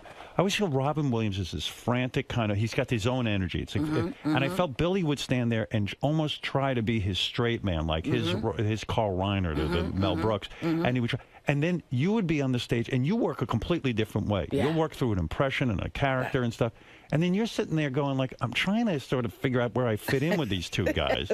And was it awkward for you ever when you were doing comic relief? Because the boys didn't let it be awkward for me, but I felt awkward because I didn't know how to do what they did. Right, that's not your shtick. It wasn't my thing, but they loved me enough to let me, to carry me along to play. Yeah. And so because of them, though, I've learned how to do stand-up. But were they gracious enough to you? Because they should have let you play in the style that you do. Like they could have... Oh, no, they fought a lot for me to do the things I got to do. Are you still friendly with those guys? Oh, yeah. You are? Like when I you just say did a thing. You do, but aside from the work, because when you guys got on stage, it was exciting. It was like, hey, look at these... They call and they say, you all right? Just out of the blue, I'll get a note or... Billy will call you or Robin will call you. Robin will call and say, I haven't heard anything about it. I haven't heard, is everything... Because, people get nervous if they don't hear anything. Right, really. What happened? I'm underground for the most part. Will you ever get together with them socially? Will you guys ever go out to dinner together? Or... Yeah. Oh, you will? Yeah. Oh, so you have a close relationship with them. Yeah. They're like, I mean, this is sounding crazy, but they're like my big brothers. I can't figure... you have to fill in holes in your life for me, okay? Because I don't understand certain things, how they all came about. Where were you born? Chelsea, 26th Street and 10th Avenue. And your name was Karen at that point? Yes, still is Karen. Right. Does anyone call you Karen anymore? Yeah. Who calls you Karen? Who has that? My mom calls me Karen until she passed. She did? Yeah. But is that the only person who called you? No, my brother will call me Karen. And like Mom's Mabley, there are sketchy parts of your past. I can't find out if they are true or not. Yes. Your mom was she a drug addict? Oh God, no. I was the drug addict. No, I know that. Yeah. But your mom and dad split. Yeah. And your dad was one of those dads that never showed up, I get the feeling. No, he came around when he was in the mood. I feel like it was, though, a disastrous situation. Oh, no. It wasn't? No. See, this is the thing. People assume... Well, let's get it straight. This is the filling in. Yeah, this is the filling in for you. Well, because from what I read about you, that your dad... can't go by that. Can't go by any of that. Your dad left, I thought. Right, and they then split up. And I thought like it was, no dad in the picture. Well, he wasn't living with us, and But was there regular visitation? It wasn't like today where you have half the week with your dad and half the week with your mom. No. It was your mom raised you. Yeah. Right. Yeah. And at 8 years old, you start performing on stage. You started to go and do shows. When I was 7. We have the Hudson Guild is downtown, and it's a settlement house. And they had a children's program that Helena Rubinstein paid for. Wow. And so I was part of the Helena Rubinstein Children's Theater at the Hudson Guild. And did people recognize you at that theater group as someone as almost like a prodigy, that you were were you a great performer right away? I probably wasn't, but I liked it. I was a bold performer. Did you say that I am going to be a great performer one day? Did you say that to yourself? Was that your fantasy growing up? What I said to my mother was, I want to do this. I like this. Was your mother the type that would say, "Hey, go for it"? You're not gonna get to do this. Oh no! Look at where you live. Look at who you are. Forget it. No. She was supportive. My mother said, "Listen, this is what my mother said to me. If you can handle the fact that not everybody's going to like what you do, if you can handle the fact that not everybody's going to understand and therefore not like what you do, right, you'll be fine. If you want to follow the crowd and do what everybody does, that's fine too. So you have to make a decision. Most performers, I think, go into it because they're looking for love. Right. And it's almost, you expect it to be magical that everyone will love you. Yeah, no, So your mother's advice was actually brilliant. Oh, listen, my mom was a Head Start teacher, a really smart, crazy smart woman. Right. And she knew that she had two very different children because I was also dyslexic. I am dyslexic. And so trying to figure out how to learn things and help me get to where I needed to go. She understood it. And so it never freaked her out, and she did what she did. Were you a bad student? I was a bad student if you needed me to read or figure numbers. Very bad. Have you figured out how to read now? I mean, Yes, or is it just painful for you and you just kind of skip it? Reading is great. I like doing it now that I have it down, but my eyes get so tired now that I started to do audiobooks. You know, there's a great company called Audible.com. Yeah, Gary's been telling us that you two are Audible fans together. I'm telling you, every book that you could possibly want, and especially, I think you need to do some of the books. I think you need to do some of the books. He needs to be reading books to you? Absolutely. Why? Absolutely. Why would you want me reading a book? Because you're fun. You make it fun. Me reading a book would not be fun. I'd be commenting on the book and you get really annoyed with me. But see, that's what's great about you, Howard. The commentary is half the fun. That's the fun of it. And I'm so glad to see you, Well, Robin. thank you. It's good to be here and be able to see you in person. And I can't wait for your book. I have to read your book because I know you're a vegan now. Yes. I've thought about it. It's not going to happen, but I like. Look, let's get as close as we can. We can. That's right. A vegetable, One vegetable would be a day. okay. That's right. That's right. At least That's one. what I'm Don't saying. go crazy. Just add a vegetable. Do you have not evolved like Robin? You are still eating meat? I do still eat meat. I'm surprised. Why? Well, because I just see you as maybe in somebody that Hollywood crowd, yeah, you know, gave it's up, hard. At least give up the red meat. Have you seen my ass? This is not a Hollywood behind, honey. So well, let me get back to this, okay? Because I need to understand your career trajectory. Okay. So here you are. You're this talented, lovely kid with this great mother. How do you become a drug addict? Because that seems like you were in a tremendously sad place that you would become a heroin addict. No, for me, you know, it was the times, and it seemed like a good idea at the time. Oh, dear. Everybody looked, you know. They look cool? Everybody looked really cool. Oh, and, dear. And the other thing is, you know. Who looked cool to you? The rock stars and things who were like. Oh, no, this is before, you know, this is before the rock stars started doing it. Just, you know, the beginning of the 60s was a whole different groove. Who turns you on to heroin, though? I mean, I could see smoking some weed. I could see. We smoked we did everything. Who's we? Did you have close friends? Some friends, some close friends. They're all gone. So I don't want to disparage any of them. What do you mean they're all gone? They're all dead. All of your friends are dead? From that time. Is that true? The folks that were doing all the stuff I was doing, they saved me, Howard. How did they save you? By dying, they were I guess. Slightly older than me. Right. And they just said, this is not for you. This is not the life for you. And we're not going to help you anymore. And you need to stop. How bad was your habit? Kind of bad. I mean, like you were spending money, and you didn't have the money to spend. No, You weren't a didn't rich have person. No, I wasn't rich. And so I could make money happen. It's kind of a skill, you know. How did you make money happen? You took a lot of shitty jobs? A lot of shitty jobs. But you never had to rob or anything like that? No. What was the shittiest job you had at that time? Cleaning toilets. Oh. Where did you clean toilets? Subways. And so That's the worst. Those are the worst. I didn't even know somebody was behind it. Oh, yeah. Somebody's like, oh. Just cause somebody to retch. And you see some pretty horrible things when you do that. Yeah. And so you do it, and then all of your money is going toward heroin. Drugs. Just drugs, acid, whatever was out there. And you acted out sexually? Were you very loose? No, I wasn't too loose. I was happy high. And you got off heroin without any help? You just kind of said I got that's help it? from the folks that I used to get high with. They stopped. But stopped withdrawal everything. is a bitch. A little bit of a monster, yeah. Yeah. And 3, 4, 5 days, 8 days, 10 days, you know, but they cleaned me up. And your big break really came out of doing a one-woman show. Yes. Even when you were cleaning toilets and you're doing heroin, and you probably didn't even No, see... that was all done. That by the time I started doing all of that... Where did you get the done. guts? How did you develop that one-woman show where you did all those characters? Because I was living in San Diego trying to get parts. You would go out on auditions. And I'd go on auditions, and they'd kind of look at me and go, come on, really? You want to be... really? And so I wrote wait a second. show. What do you mean, really? Like, what was because, you go in for Juliet. All right. And, you're not that Juliet. was the really... Not to them. Right. At that time. Right. This is 40, maybe 35 years ago. But I was capable of doing it. Right. And so I put together a show. That the original show was put together so people would know I was capable of doing all of these things. Was the only training you had the Helena Rubinstein? That was it, that program. That was it, yeah. How many years was that program? Till I left New York. So you never went to college for acting? You never did any of that? No.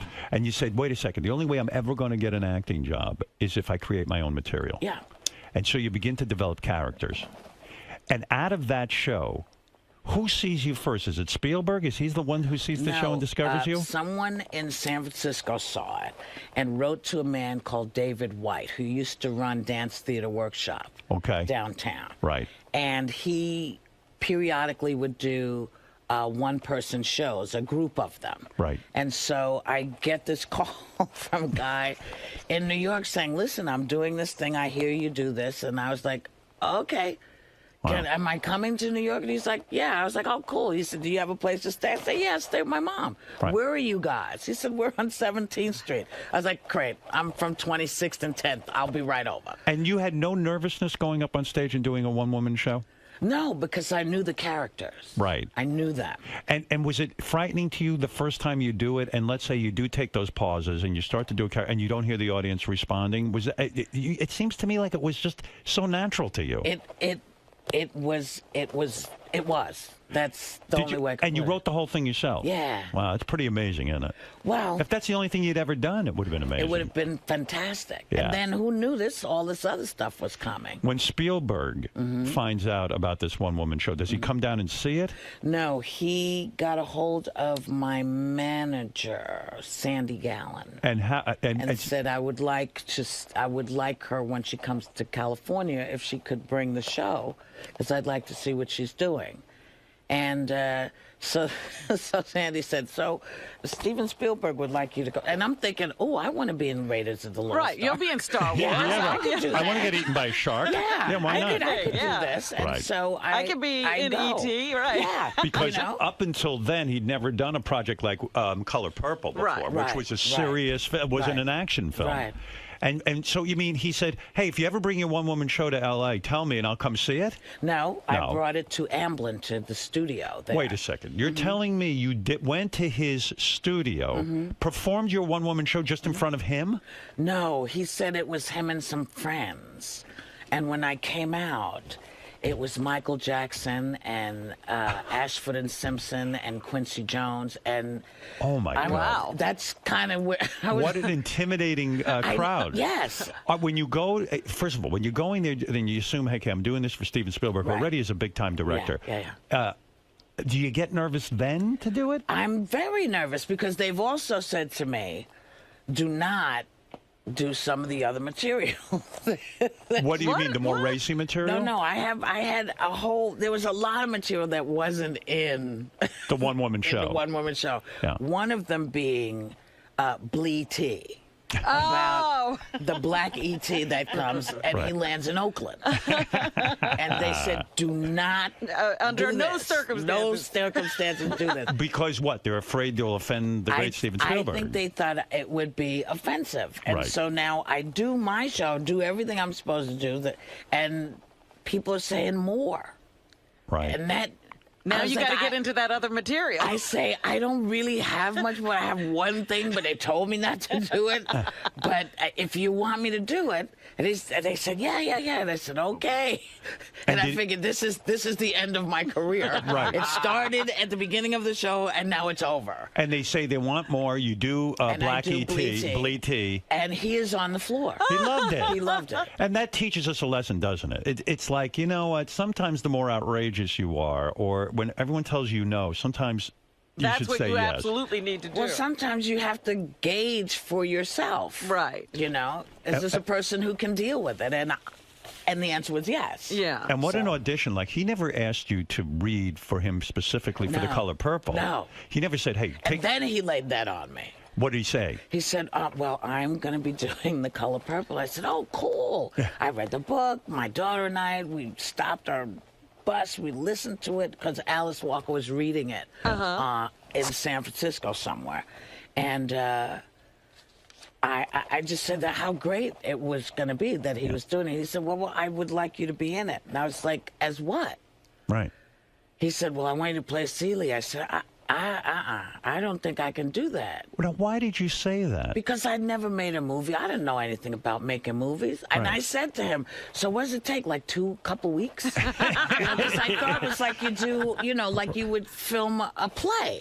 This is the exact opposite advice they always give everyone. They always say, if you go in an audition, say you can do anything, and don't. But you do the exact opposite, and it all works. Well, I didn't want to lie to him. Right. I didn't want him to think that I actually knew anything about making movies. Sandy Gowan was probably ready to kill you because... No, Sandy wasn't there. He wasn't there. Sandy wasn't there. Because, so you tell Steven Spielberg, it's very nice of you to offer me this role, but I don't even know anything about making movies. I can't do it. And he insists that you do it. And he says, well, I know a lot about making movies, and I can help you. Yeah, that's beautiful. And I was like, okay, but if I'm really bad, he said, I got it covered. Wow. Yeah, so that's amazing. So now, who's the first person? So you're freaking out, I'm sure. I'm totally freaking out, but I can't tell anybody. Well, wait a second. When he says this to you, is Quincy Jones standing there, Michael Jackson, and everyone else? No, Quincy, I think, was in another room because Quincy was one of the producers as well. Right. And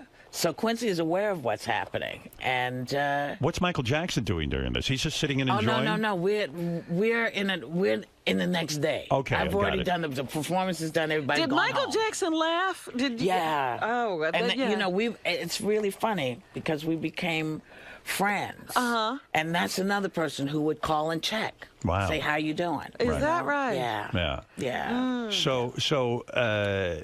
Wow, that original crew was pretty incredible. I can't believe it. Neither could I. Yeah, I mean, I just think that is the most intimidating situation, and in a way, the perfect test for Steven Spielberg to see what you could handle. Yeah. Because you put a room full of people like that together, if you can hold up, you could go on a movie set and do anything. Yeah. Was it hard the first day on the set for the movie? No. What it was it was insane because my mouth was open like this. Oh, we're on radio. You can't tell. Okay, my mouth was hanging open because, I was sitting at a table. And I'm dressed as Celie, and I'm sitting at a table. We're in the juke joint, and the guys are setting everything up, and they put a light in the flower thing that was sitting on the table. And I was like, what is that for? Yeah. And he was saying, well, that's so we can see your face. What? I was like, that's how you do that. I mean, at one point, there are several things that happen. There's a field full of purple flowers. Right. And then there's a field full of corn. And I come in, and the field full of corn is there. And we go and rehearse, and I come out, and half the field is gone. Wow. And I see them putting the purple flowers in. It's like, oh, that's how you do. Because you never, it never occurred to me that things weren't growing when you see them growing in the movies. Right. And the greatest thing was, it has not, all that I know about movie making has not altered how I see movies. I still believe what I'm seeing in the movies, which I'm really happy about. Right, yeah, you still you don't suspend see the all... inner workings, you see the movies. You still suspend disbelief and go, wow, it's pretty incredible. Yeah. And it is mind-blowing. So when they send you the script, when you get the part, you can't tell anyone. Why can't you tell anyone? Because Steven wasn't ready for folks to have the information that he was doing. So you don't even tell your mother, you don't tell anyone. You tell your mother, that's it. But anyone else, that's it. I couldn't tell anybody. So, in the newspapers, I would see, Diana Ross being considered for Celie. I'd be like, no. Wait. And then I'd call and say, listen, I hate to bother you, but I just read this. He said, no, it's just rumor. That's going to be you. Okay, it's still you. And so you'd see all of this happening, and then you know, suddenly they said, okay, we're doing it. Are you still friendly with Steven Spielberg? Yeah. So when he does Abraham Lincoln and the movie, do you send him immediately a note or do you call him? No, well, I went to see it. Right. Because I just thought it was great. And friends of mine are in it. You know, Esapatha Murkison, who was on Law and Order. She's in it. So, you know, I got friends in it. I love to go see my friends working. So it's pretty I go exciting. and I said, yeah, it is very exciting because I can say I know them. Yeah, it's part of the excitement of being famous and in show business. You know a couple of these people. Yes, it's exciting. Kind of cool. Yeah, it is. It's like, who gets to do that? Yeah. So when that movie is being made, do you get close to Oprah? Yeah, we're tight. Well, it was weird to me that you and Oprah for years fought. Not fought. No. But you assumed that Oprah hated you. Yes, and she assumed that I hated her. Why? How does that happen? Again, you know, people say, hey, you know, so-and-so's doing this, and you're not there. And it's like, oh, okay. In other words, Oprah's having a party and didn't invite you. And didn't invite you. Or someone would say to Oprah, hey, you know, Whoopi's doing this, and she didn't invite you. And what I discovered, and when she and I finally sat down, because we met up at Tyler Perry's house. Right. And I said, what did I do? She said, no, you. What did I do? Right. I said, you didn't do anything. She said, well, you didn't do it. I said, well, what the hell? Yeah. 10 years, 11, 15 years almost of not really. And, you know, my mom adored Oprah. Right. We were all very close. And so, you know, she was like, I don't know why I didn't just pick up the phone. And I had to say the same thing. So, you know. You always seem like the type of person to me who will write someone a note. You've done that to me. Yeah. And you will pick up the phone and call people. And I didn't in this case. And I don't know why, Howard. It's odd. You were close to Oprah during the making of the thing. You say your mother got friendly with her as well. And you guys really enjoyed one another. Yeah. And then when you won the Academy Award, did you think maybe there was hostility there? Oh, no.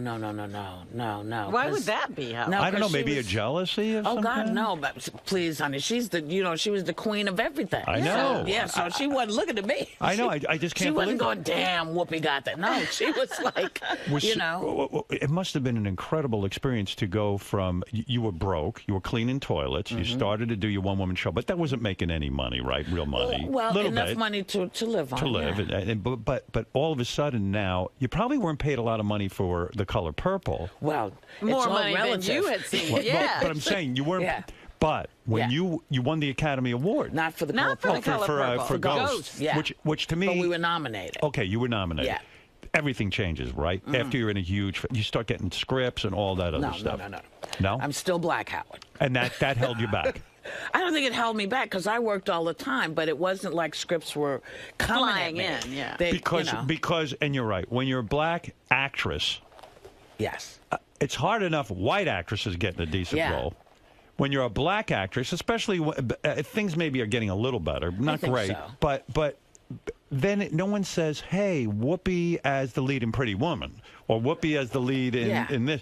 They have to go through all the people first. Everybody has to say no first. Everybody else in Hollywood had to be busy no before I can get the part. Yeah, and it's so true. And it's like a lot of times a role is generic. Anyone could play it, and yet they don't think the that director way. go, Yeah. I never thought a black woman in that role. But you know, it is changing slightly. I mean, we see it on Broadway. This wonderful people Felicia's are taking daughter every doing, role. Juliet. Yeah, you know, with Orlando Bloom. I mean, it's happening. You know, it's always going to be slow. It just is. To me, the quintessential role for you as an actress is the role in Ghost. I mean, it makes sense that you won the Academy Award for that. Because, I mean, it is one of that movie holds up, and your performance is unbelievable. It's the linchpin of the whole movie. Well, the only reason I got the part was because of Patrick. Yeah. What do you mean? I had a friend of mine come to my house in L.A. and say, "Oh," I said, "What's the matter?" She said, "Girl, I just came from this audition. Every black woman in the world has gone out for it. People got up out the grave to go audition for this thing. And I'm like in my head going, I haven't heard about it. Where have I been? Told me. Right. So, we have lunch and everything. And so I call my agent, and I say, hey, I just heard about this thing. There's all these women go. They say, oh, he said, I was afraid you were going to hear about this. And I said, why? He said, because they don't want you. And I said, oh. Is what it, I do? Yeah. Why are you the only black woman only they black don't woman want? they didn't want? Because the writer felt that I was too recognizable. Right. Well, when you think about it, you got into The Color Purple, and Stephen probably loved that you were this sort of unknown. Yeah. And wasn't looking for Diana Ross. No. And now all of a sudden you're known, and everyone goes, well, we got to get somebody who isn't known. And so I said, oh, okay. I felt kind of bad, but I was like, okay, because I was on my way. Now here's a black role you can't get. Yeah. Right. I mean, it's crazy. Always crazy. And so I go down to Alabama because Sissy Spacek and I are making Long Walk Home. And I get a call from my agent who says, hey, you remember that movie that you wanted to audition for? And I said, which one? He said, the one Ghost. I said, oh, yeah. He said, well, they'd like to come and audition you. And I said, what? He said, yeah, they want to come down and see you. I said, what happened? He said, well, they put Patrick Swayze in the part. And Patrick's first question was, why isn't Whoopi Goldberg doing this? Does she not want it? Did she not like it? And they said, well, no, we haven't gone to her. And he's like, what are you talking about? She's perfect. Right. They said, well, no, the writer feels that it would take people out of the movie. And he says, well, I don't think I'm going to sign on to this until we at least audition her. Right. Wow. I've never met him. Right. And they said, okay, because they really wanted him. And so they came down to Montgomery, Alabama. Wow. And Patrick Swayze and I met, and the first thing we did was start laughing. I don't know what it was, but somehow we were connected. I can't explain it. And we just started having fun, and they went back, and a couple of days later I got the offer. When Patrick Swayze had the kind of juice to do that because he had that huge hit movie already, the one with the baby. Yeah. So he had the Dirty Dancing. Dirty Dancing. He had the huge hit movie, so he had the clout to do that and the juice to even say, "Hey, I'm not doing this without Whoopi Goldberg." At least audition her. And if she's wrong for it, then I'm not going to stick it. But there are people who come along in your life who give you those kind of breaks, and it's like unbelievable. Yeah. Was it? It must without asking, without. Of course, it must have been difficult when he was dying, right? Did you have a last conversation with him? Yeah, I forget what we were doing. I might have been doing the Whoopi show, and he was kind enough to come and do a part on it. Yeah. And he said, look, I got the time I got. I'm having as much fun as I can have, and I'm going out like I came in, a big baby. Wow. I love. He was unlike anybody. He was just a good person. Yeah. And so he's the one I thanked when I got my Oscar because he and the casting director who had been bugging the director to at least let me come and audition. What did your mom say when you got that Oscar? Well, it's really strange how she wasn't there. Why? Because she did not. She went. When I was nominated for Color Purple, she was in the audience. We were there, and we didn't win, but we lost to somebody who you respect. Who'd you lose to? Geraldine Fitzgerald. Oh, Gerald. Who did Trip to Bountiful? Uh-huh. You should have won it. No. This woman had done such good work for so long, but because she was a New York actress, she was overlooked. Never won. Right. But she won this time for a really great part, which also Cicely Tyson, this tells you it's a great part. Cicely Tyson won the Tony for it. Right. It's a great part. Right. And she was great in it. So she won. And it was like, and she grew up in, she didn't grow up in Chelsea, but she lived in Chelsea with Rip Torn. Right. So I would see them, in my youth. And so it was like family won. So it was great. But she didn't want to She didn't want to be disappointed in public. My mother was really very private, so she didn't want anyone to see that she would be disappointed if I didn't win. Well, that's crazy, right? And so I call her, and she didn't even watch. She didn't want to jinx it. So I called her. I said, "Ma." She said, "Hello, Karen." I said, "Were you watching?" She went, "Watching what?" I said, "Ma, come on. The Oscars are on." She said, "No, I wasn't watching." I said, "Well, I won." She said, "Good for you." Oh, my God. Did she dislike the name Whoopi? I mean, it was you were named Whoopi because you farted a lot. Yes. And so didn't she find that, oh, my daughter is Karen, sweet Karen, why is she Whoopi? No, because she understood me. Yeah. She understood me. I've had so many nicknames in my life, Howard, it would just knock you out. When you were shooting Ghost, did you know it was going to be a blockbuster mega hit? No. We were all shocked when we saw it. It seemed like a little film probably when you were shooting it. It was a little tiny, Was it awkward for you to kiss? I mean, one of the most romantic screen kisses ever were you and Demi Moore. Yeah. You made out, and that's when Patrick Swayze gets to kiss his wife. Right. Was it awkward for you? I mean, you're straight as an arrow. Yeah. I don't think you've ever been into women, as far as I can tell. Once or twice, I think. You mean the full? You mean the full thing with a woman? No, not the full thing. How far did you get? A little far. Titties? You felt them up? Maybe. A little bit. You experimented. Maybe. What do you mean maybe? I don't know. You forget. You draw a blank. Time ago. No, not Was it Barbara Walters that you felt up?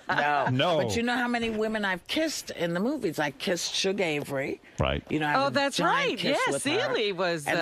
Celie was gay. Yeah, right. Right. And I think there might be maybe two more. I can't remember which ones. But no, I'm straight as hell. But it was a romantic kiss, nevertheless. It wasn't awkward?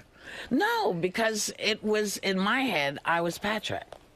And we all assume that when you make a great movie like with Patrick Swayze and Demi Moore, that you all run off and become great friends afterwards. But that's not the case, right? It's a job, and you do it. And sometimes you do. Yeah. And Patrick and I became friends. I see Demi from time to time, and we're all cool. It's got to be a great memory, right? It is a great memory. Yeah, I mean, it's something. Do you watch that on TV when it airs? I don't watch any of them.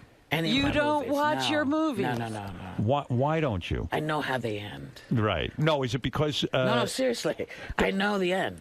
Yeah, but I only want to see stuff I don't know how it's going to turn out. Yeah, but you don't want to revisit or remember, no? No, because it becomes about, that's the day I had the bad period. Right. I had cramps. I had But maybe it's just the opposite. Maybe it's like, wow, that was like some of the best times in my life, and it's almost painful to remember. Like, it was so good.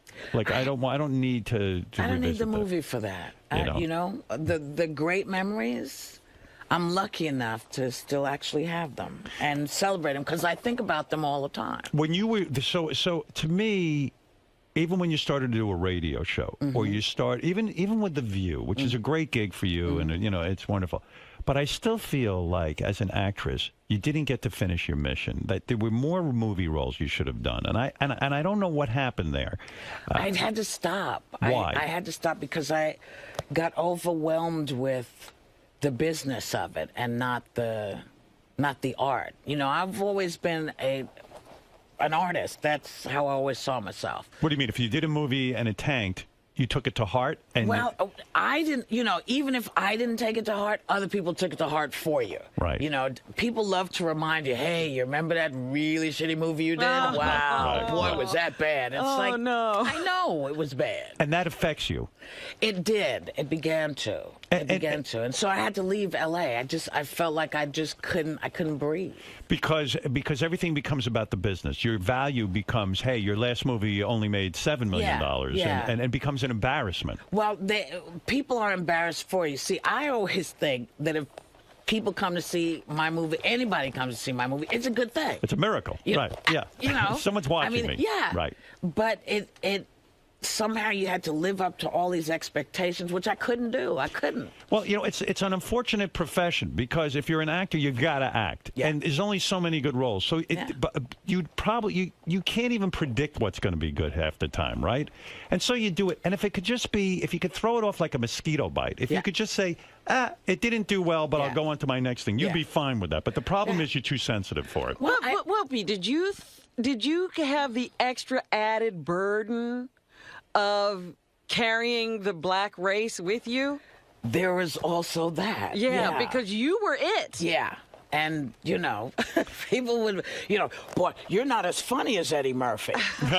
You're not as funny. And I'm like, I wasn't trying to be. I'm just this. And why do you look like that? And what's the, why don't you wear a bra? And what's wrong with your hair? And what's up with your face? Yeah. And, it's too much. Getting it from everybody. So, in other words, what your mother said to you so many years ago, if you want to be an actress, you have to handle not everyone loving you. You couldn't handle it. No, what I couldn't handle was people picking at me. I don't mind criticizing. I can take the criticism. Do you have a Twitter account? I do have Twitter. There's a lot of negativity on that, too. There's a lot of negativity. Does it bother you? Yeah. I mean, I have now learned that what I need to do is not be on it. As much. Okay. But when I have something I want to say, like I've been bitching about this, the idea that guys are working in Washington and getting paid. Right. They're getting paid. You're upset.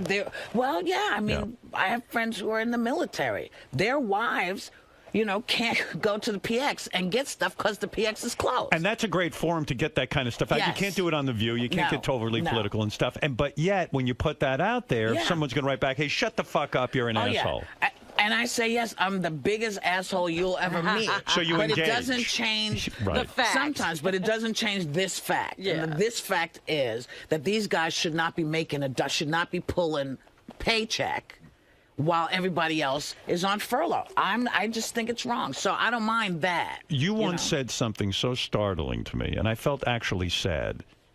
You said that of all the men that you've been married 3 times and you've had we all know about your long-term love affairs, right? You said that you never loved any of those men, that you only married people so you'd feel normal. Yes. What does that mean, feel normal? Well, I just thought if I could be in a normal place, like do a normal do some time in the jail. Yeah, doing normal stuff. Well, it seems like when all of society's hooking up with someone and getting married and living that life, it seems like it's something you should be doing. Yes. And again, it almost seems like your self-worth is who you're tied up with. Yes. Yeah. This is why I am very, very happy that I found a couple of years ago that I'm okay without hooking up. If I want to be with somebody, I can go be with them, but I don't have to live with them. I don't have to make their life my life. I can actually have my own life. And I've been with someone, whether it was my kid, since she was, now she's all grown up. She's got 3 kids. When you had your child, you had a child very young. No. Yes. I was married 18. That's not very young. That's young. That's a so kid. young. Is that 18? Seriously? You're a baby at 18. Seriously, that's a child. Yeah, I mean, 18, you hadn't even experienced your life. And did you fall into that pattern? Was your first husband, I know you guys divorced, was he around to help you raise your daughter? No, because I ended up going to California. Oh, so you moved away. So I moved away. And you were done with him. Yeah. And you had to raise your daughter on your own. Yeah. And so you never really loved him. You were probably too young to really know what love was. Well, apparently, listening to y'all, I was way young. Yeah. I wasn't in, no, I've But you said there was one man you did love. Yes. Who did you love? A nice man. A guy? Was he famous? Was he anybody? Oh, okay. No. It wasn't Ted Danson? No. I figured you loved him. It's so funny because people, one has so many, well, maybe one doesn't, but I think people have so many relationships that there's never one that stuck out for me that was like the boom, except this one guy. And he had nothing to do with the business. He's just a great cat. But he died. Oh. How old were you when you met the real love of your life? Probably 30. You were going out with him. You knew you were in love. It felt different than anything you'd ever experienced before. It was kind. Yeah. It was kind. And it wasn't based on anything except mutual respect and fun. What did he die from? He died of AIDS. Oh. Wow. Yeah. Was he a drug guy? No. He had a, what do you call it? A transfusion? Transfusion. Oh, my God. That must have been unbearable. I would think that because it's like, oh, no, not from a hospital, not from a transfusion. Yeah. Wow. But, How long did that relationship go on for? About a year and a half. A year and a half, best year and a half of a romantic relationship. Yeah, I don't know if it was the best, but it was one of the most solid. It was one of the most solid. Do you think it would have lasted? Don't know. Yeah. And I Were you with him when he died?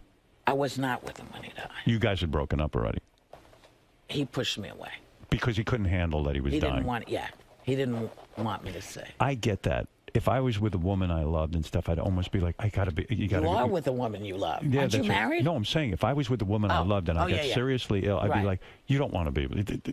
Everyone go away. Right. Do you know what I'm saying? Yeah. You would do that, Howard? Well, of course, everyone would have to stay with me. But I understand that. But that must have hurt you tremendously. Yes. But I understood. I got it, but I didn't like it. Yeah. But, you know, that's when somebody says this is what I need, then you got to go, okay. Yeah. You know. Wow. How sad. No. Did you go to his funeral? No. He did not have a funeral. What do you mean he didn't have a funeral? He did not want a funeral. Wow. This is some guy. He was pretty great. He was a pretty great guy. That's macho. No funeral. He's like, look. How do you not have a funeral? I mean, you mean just somebody puts you in the ground? That's it? No, you're scattered. Oh, I see. Yeah, you just get blown away. Wow. It was good. And it should not make anybody sad. This was a guy who lived a great life, the life that he wanted to live, and you know, he was a great man for me, and I had a great time with him, and I have nothing but happy when I think about him. Were you early on a phone sex operator? Once, yeah. Can you make money doing that? I don't know if you can now. You would get on with guys. You went to work at a place where you would... No, you do it from home. You do it from home? You did it from home, yeah. How many calls would you take a day? In the evening, never in the day. Maybe 40. Could you make decent bread doing that? Not really, not really. And guys would call up, and what? You keep... And women. And the trick is to keep them on the line as long as you can. Yeah. Women call? Yeah. You would be oh my goodness, you would be so surprised. I like when Robin acts like she doesn't call phone sex. So good. I talked to Whoopi, actually. See, but you know what it is most of the time you would think that it was really about the sex. Yeah. But people are calling because they're lonesome. And they want a connection. And they just want a connection. So you would have to talk dirty to them. No, you would just have to talk. No, Howard, if I said, baby, I want to fuck your brains out, what are you going to say? Say that? No, I'm probably lost my job. But Whoopi, if I say to you, your job... If you call and you called the line and that's what you did, yes. But what I'm saying to you is, shockingly, 98% of the people that called were not looking for sex. But wait a second. If I call a phone sex line and I say, hey, baby, you know, I'm there. I'm a guy. I want to jerk off. Hey, baby. Hey, what's happening over there? What's happening over where you are? What well, I got my penis in my hand. Wow. That's pretty pathetic, actually. But you should see it's about an inch. But baby, what are you wearing right now? What do you think I'm wearing? I think you're naked right now. I could be. Oh, you are a tease. You're a temptress. Do you think so? Oh, absolutely. Oh, yes. Now, don't forget to include your credit card in this. Oh, yes, transaction. Right. Yeah, you always got to make sure you do that. Wait a second, baby. Are you the woman from The Color Purple and Ghost? Oh, yeah. Hello? Oh, hey. Oh. When you must have heard some disgusting things at that job. I'm trying to think. You know what? I don't think so, actually, because it would stick in my head. What sticks in my head is how sad it was. I would think the word... That made me sad. It did make you sad. It made me sad. Is that why you quit?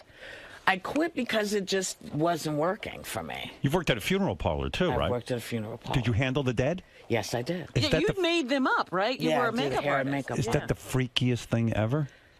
It's not. When you get the young ones, that's what freaks you out. I mean, kids. Yeah. Oh my God. That's the one you don't want.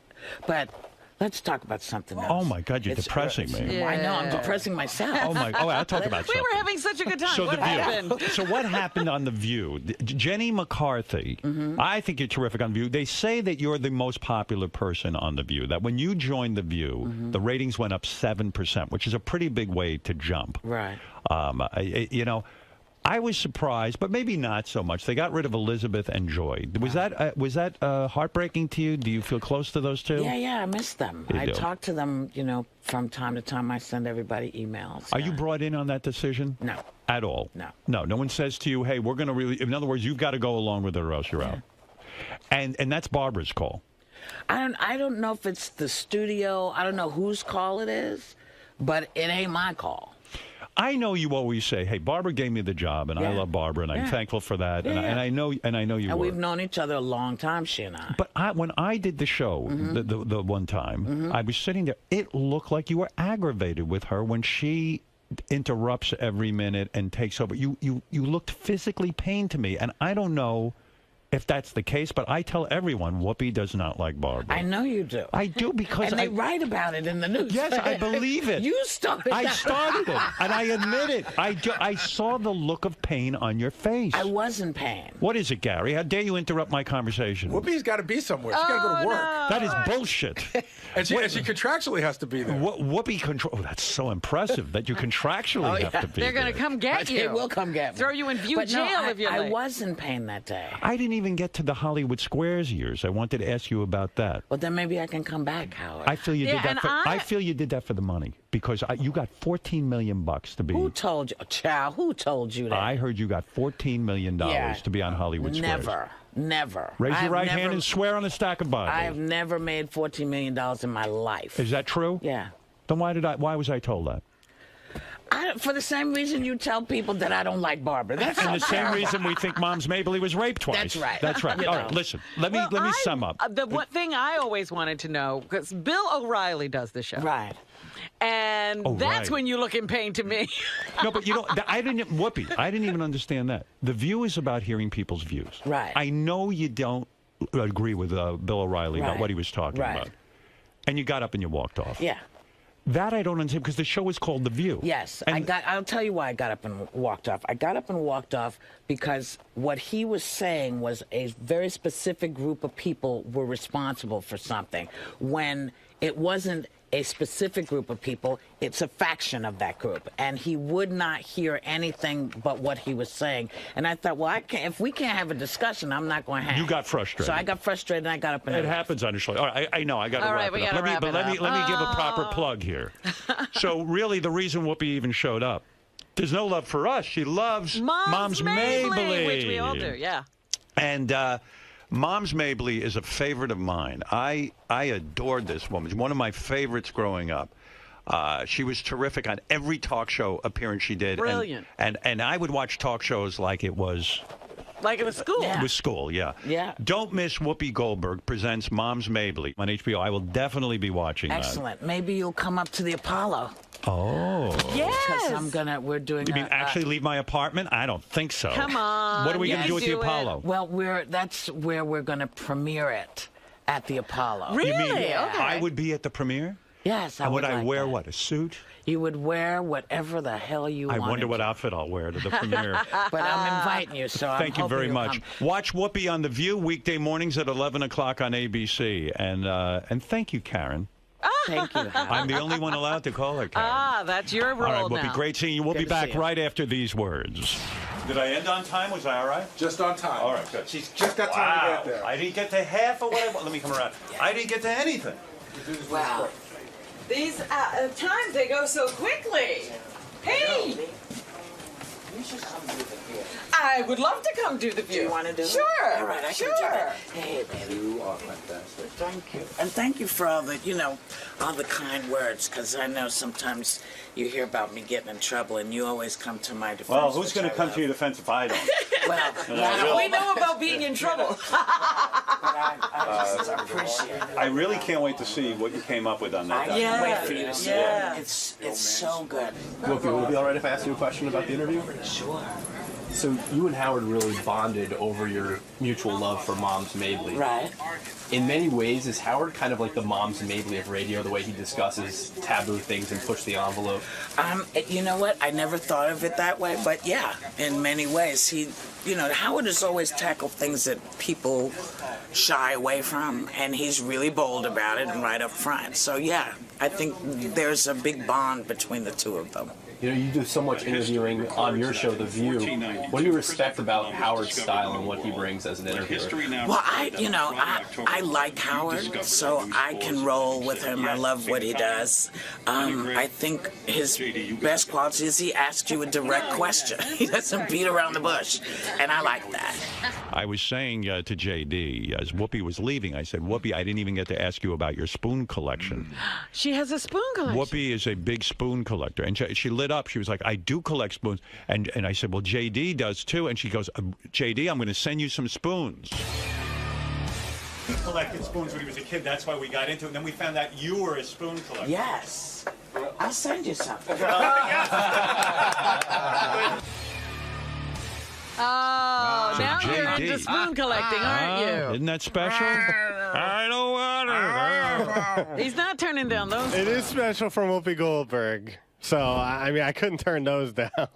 But I don't collect spoons. You do now. Well, I have a gift from Whoopi Goldberg. What I heard was that Whoopi collects these old, like, racist spoons, too. Like the I ones... heard about these racist spoons. Yeah, like, you know, I don't know where they sold these things, but they sell, like, you know, they have, like, you know, the typical, stereotypical black like guy. the jockey. The jockey, kind of things, yeah. So she's got a whole collection of those. I don't think she's giving those to you, JD.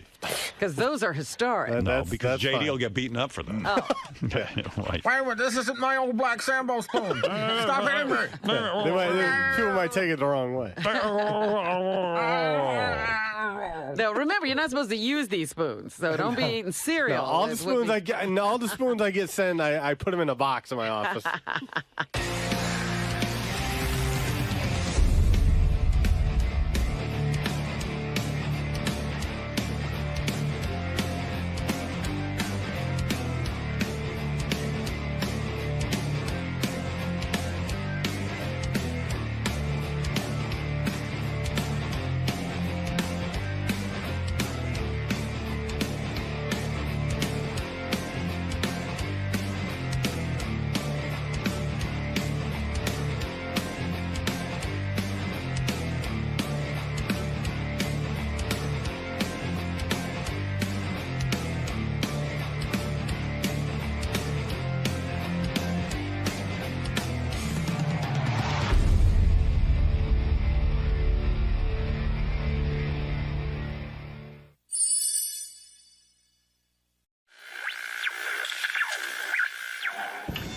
What happens when Howard Stern's staff asks him the questions they've always wanted answered? It's time to Ask Howard with Rachel Fine. All right, Howard, are you ready for some fun questions from your staff? No, but I'll do it anyway. Thank you. Question from Charlie Hess from Howard TV. All right. What is the one superhero power you would most like to have, and what would you do with it?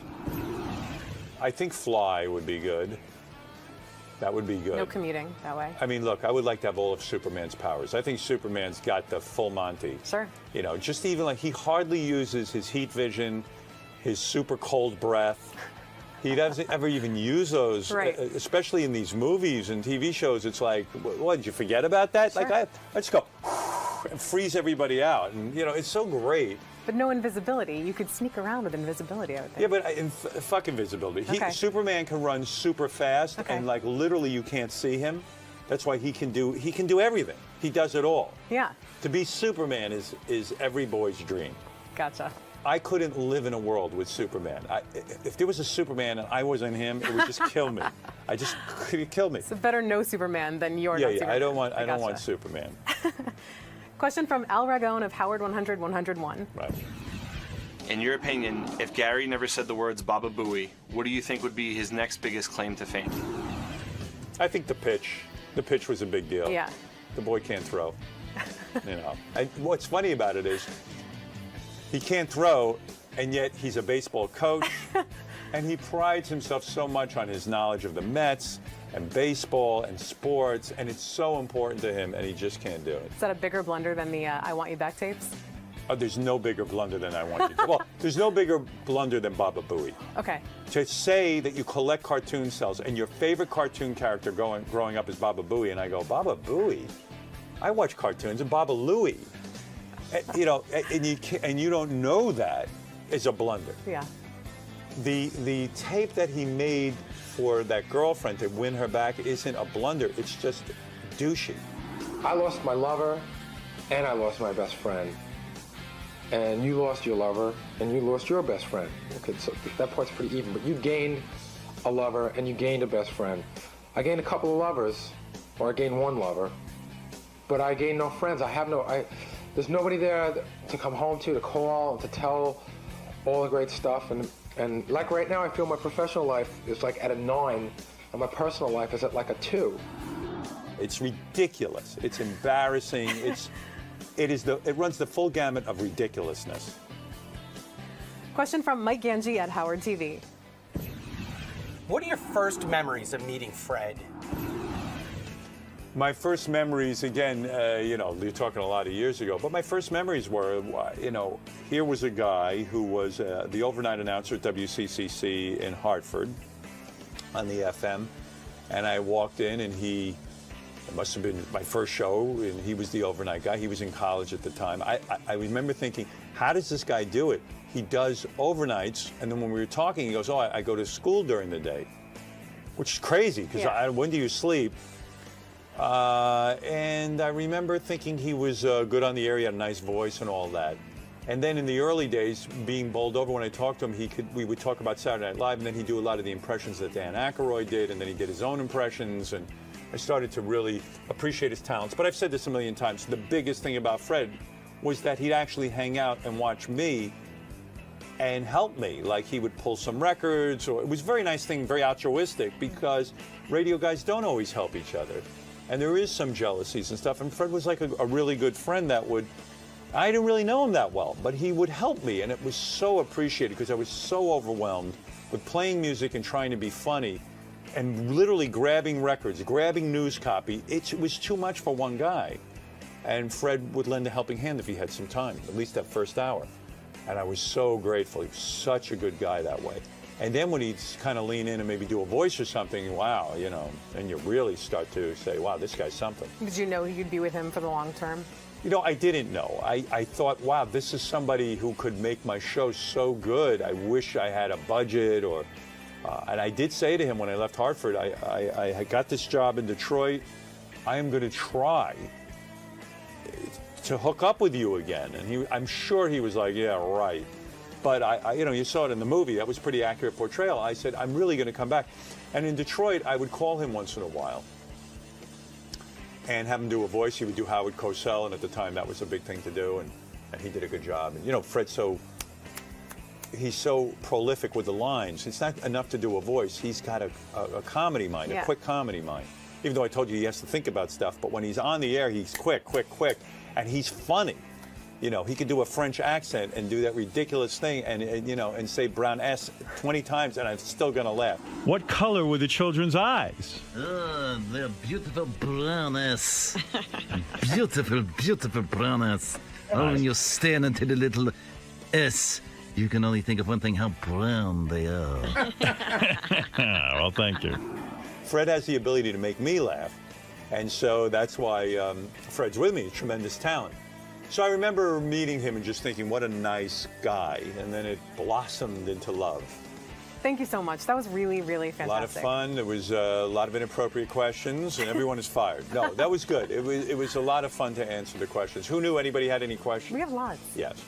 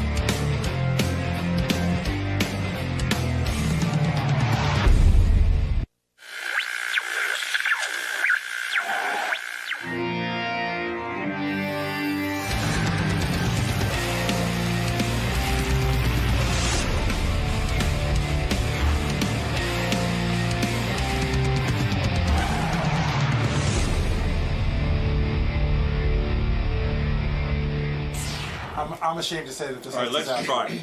Let's try it. Yeah. You're up for it? Yeah, even the discussion between you two guys. I've just always been offended when you say, "Oh, John and I, what a great night." Oh, Gary, what a great night. Gary is. Well, it's like, Let's not saying anything about you. Yeah, right. Why would you even be involved in that conversation? Because he spent a weekend on a boat with his kid. He's a great dad. I've seen Gary with his kids, and I'm telling you, he's a great father. I'm not commenting on you because I've never seen you with your kids. How come? Why would you get offended by that? How come? I was just saying, I'm throwing me. I'm But just Scott, as good. how come if he says I'm a great father, Will's not offended by that? Because I don't know. Will's a pussy. No, because it's not about Will. It's about Will. Will wasn't a dad when that comment was. He's one now. It's just, but why are you in my business?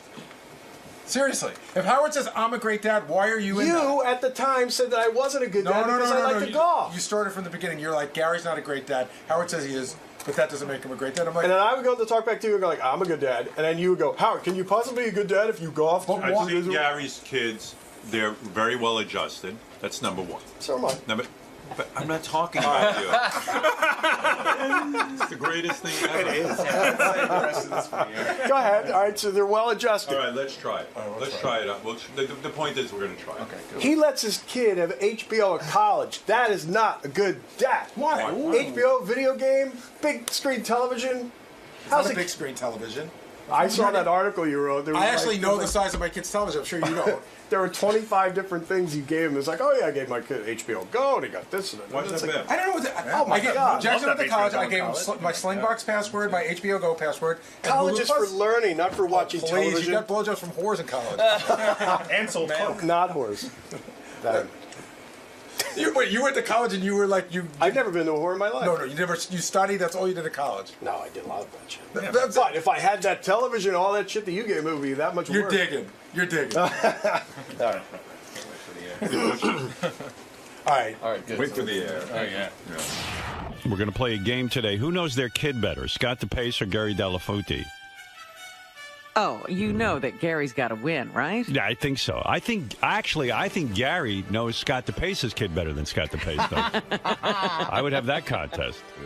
Just have crazy. You'll lose.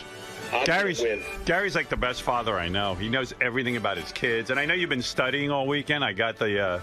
He studied? Yeah, like he was practicing with his son. And Look, Oh, I wanted to God. ask a couple of simple questions. I got those out of the way. I have no idea what you guys are going to ask. By the way, I'm not saying you're a bad dad. I'm just saying you get silly competitive. Over anything. It's that's a good thing to have. I know, but it's the Competitive. strangest thing with Scott. I'll be talking to Gary. I go, Gary, you're like the best dad I know.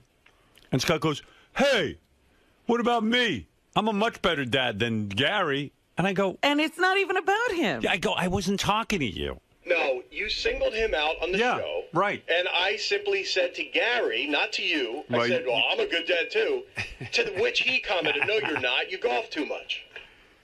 So what am I Now, the gonna rap do with on you is you'll be with the kids when it's good for you. Gary will be with the kids when it's good for the kids. that? Howard, you know whose rap that is?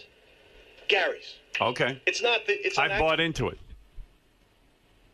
It seemed reasonable. Hold on, I'm coming in, Howard. Is your handshaking getting worse, Scott? You know what, dude? I'm doing 8 things right here, including I've got these kids over my shoulder. I'm trying to cut. Are you nervous?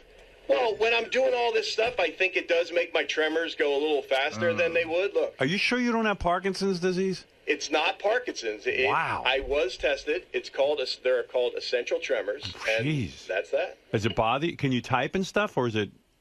No, it doesn't. Boy, it's gotten much worse on him. I'm worried about him. He says he's had it looked into. Yeah. But I want to bring up the point that Scott, for some reason, I don't know if he has it in for me, but Scott always brings me up for anything. So, like, we were in a writers' meeting a couple of weeks ago, and somebody just said, hey, we should bring our pets in to see whose pet is, whose dog is smarter. And Scott just blurts out, I know my dog's smarter than Gary's. Yeah. Like, it's always about me. No, you know what it is, Gary, is I am a competitive person, and you're the only person that gets offended by that. I'm simply fooling around, and you, that's not true. But Scott, you never say, like, in other words, if Fred says, hey, I think my dog's really smart, you don't say a word. If Jason said, I think my cat's really smart, not a word. As soon as I say something, it's like, oh, I know I'm better than Gary. Well, It is. I mean, guys, let's bring the dogs in and Howard, find out. ask anybody here. My dog is certainly better than his Ask John on the. I've seen his dog. He pees on the floor. Doesn't pee on the floor. Your dog pees on the No, floor? he just made that up. Well, you said don't pet the dog or he'll pee on the floor. Oh, submissive peeing. Well, by the way, we have the boys in here today. Scott DePace's son is here, and so is Gary's son. And Lucas, yeah. And we're going to find out who the better dad is.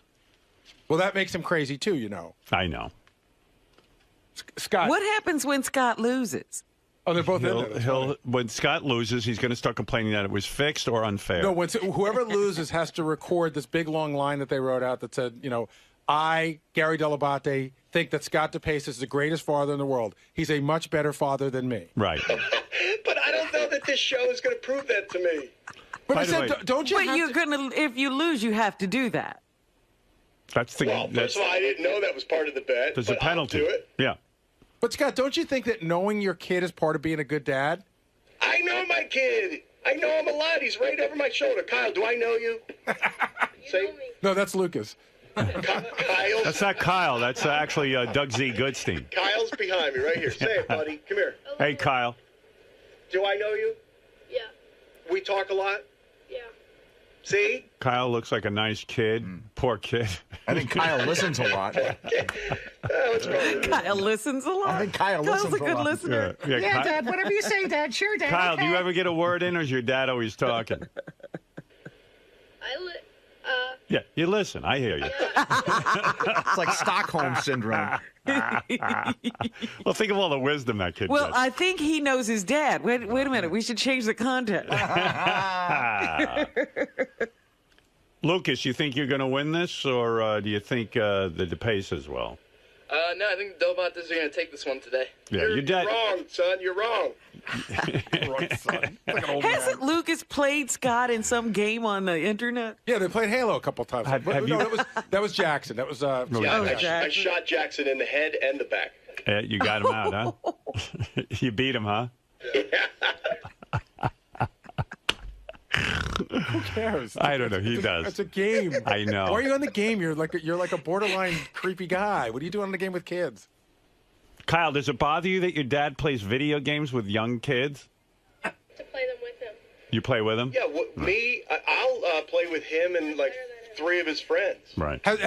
Kyle, is there ever a time where your dad's on the game and you can't get on? No, we have 2 Xboxes. Oh, that's why. One for Dad and one for Kyle. There's no problem there. Dad has his own Xbox. Good for you.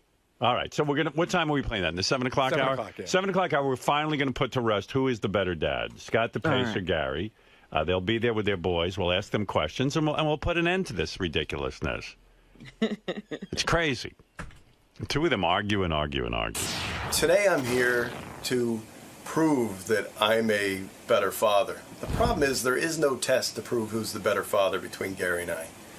So these guys are going to ask a couple of questions to Kyle, my son, and I'm going to hopefully answer it, get them right.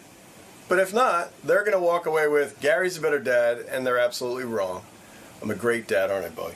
Son. Yeah. Kyle. That's that. I'm feeling okay, but I don't know what type of questions they're going to ask, and something tells me, not that it's fixed or anything, but Gary probably knows exactly what they're going to ask. Well, I know I'm supposed to be objective in this whole matter, but I am pro DePace today. I am pulling for Team DePace. And Scott, have you warned Kyle what it's like to see Gary's teeth up close? It can be very, very scary. So, what's Gary's nickname? Baba Booey. Best of luck, DePace family. Thank you. Hey, I'm Gary Dell'Abate, and this is my son, Lucas Dell'Abate. And we are here today for Who Knows Their Kid Better, because DePace is always telling me he's the better father and he knows his kid better. What do you think, Lucas? I think we're going to win. We talk a lot, don't we? Yeah, we do. We hang out. Yeah, Gary, you tell a lot of stories about Lucas on the air. You know him well. We spend a lot of time together. We're in the car a lot together. We're home a lot together, especially now that Jackson is at college. I'd say we spend a lot of time together. We talk. I mean, I don't know. I think whenever I speak to Scott DePace, he seems to only know, sports and gaming. But Lucas and I... That's true. No, we have a wide range of stuff that we do together. Yeah, I think so. I think we're going to do well. What would it mean to take down Scott DePace today? I think the bigger pressure is on me. I think I'm such a favorite that if I lose, I'm supposed to win. It doesn't matter because if we win, Scott will go, well, that doesn't make Gary the better father. It just means he knows these stupid questions. He'll always have an out. All right, listen, we had to settle this one way or another. Gary and Scott DePace, for some reason, are always arguing with each other. I would like to say, by the way, I say something and then he argues with me. Right. No. A perfect example of how this happened. Gary, you had said Gary was a great dad. I simply said, well, I'm a great dad. He says, no, you're not. Who really threw down the challenge? He did. He said, I'm not a good dad. Yeah, but I was talking to him. I don't even know why you jump. Like there's 50 guys who work here in the morning, and you're the only guy who jumps in. Why would there. you always say that to him? I challenge what he just said. I didn't say I'm a better dad than you. I said, why are you involved in mine and Howard's conversation? No. That's now what's coming out of your head. No, not then. Kyle, as Scott's son, does your dad argue a lot around the house? Is he always involved in discussions? He argues with my brother. He doesn't like to watch movies. Right. My brother, I'm sorry, my son. My brother. Well, that's what you're like a child. My son doesn't like to watch movies, so we'll argue about what to watch, and he really tries to get over on us, and I'm the hardliner, and my wife is not. So my wife will give in, and I'm always like, no, we're watching the movie, and I put it on, and he has to leave the room. But give in to what? Things like last night we were eating and we had chili, right? And there were some chips that I had just opened a bag of tortilla chips. He wanted the lime flavored chips, and I said, "No, I just opened these. That's what we're using."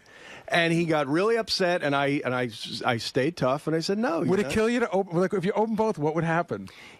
You're giving in and making a bad kid is what you're doing. See, who's the better dad? Challenge is over.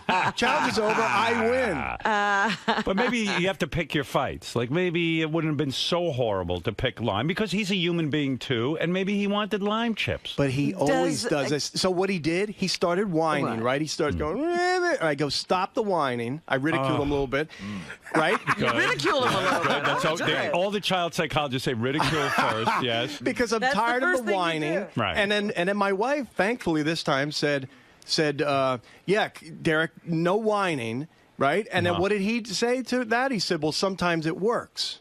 Kyle, blink once if you want to get out of the house permanently, and I'll get you out of there. That's all you got to do. Blink twice if you want to stay. I gotta say, he gave me the once. I'm getting him out of there. I'm calling child services.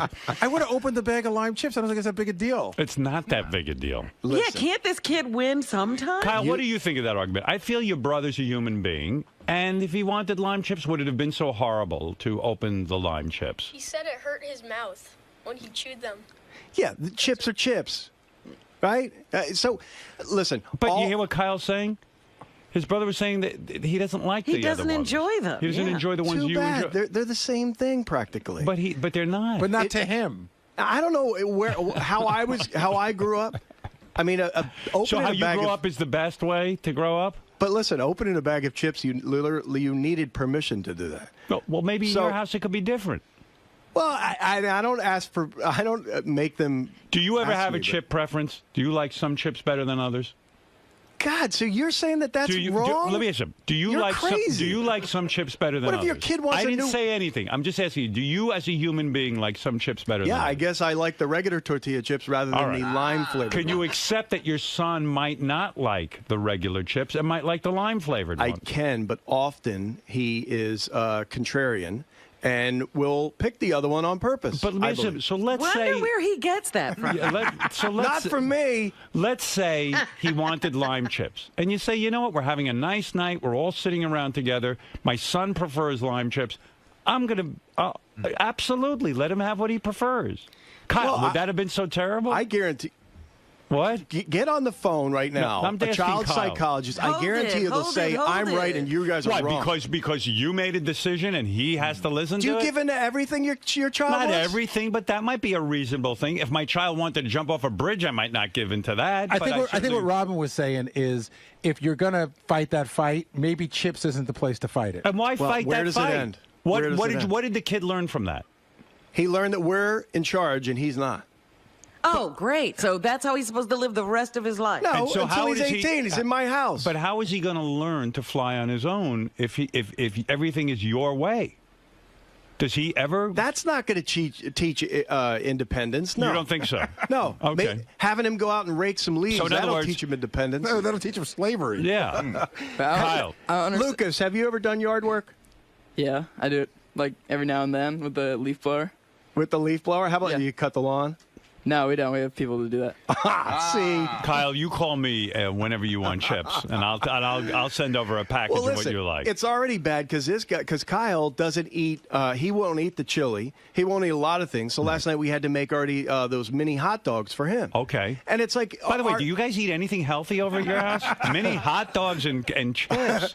And kids, chili mini and hot chips. dogs are Mini good. mini hot dogs is the worst thing for the kid. If you wanted to teach him Mini something, hot- mini hot Oh, dog. let's all By have, the way, have fish and vegetables. no, like Howard I'm was. not saying that, but I'm just saying the choices are unbelievable. Chips and And they're fighting over them. they're fighting over it. And if not that, it was Elio's Pizza.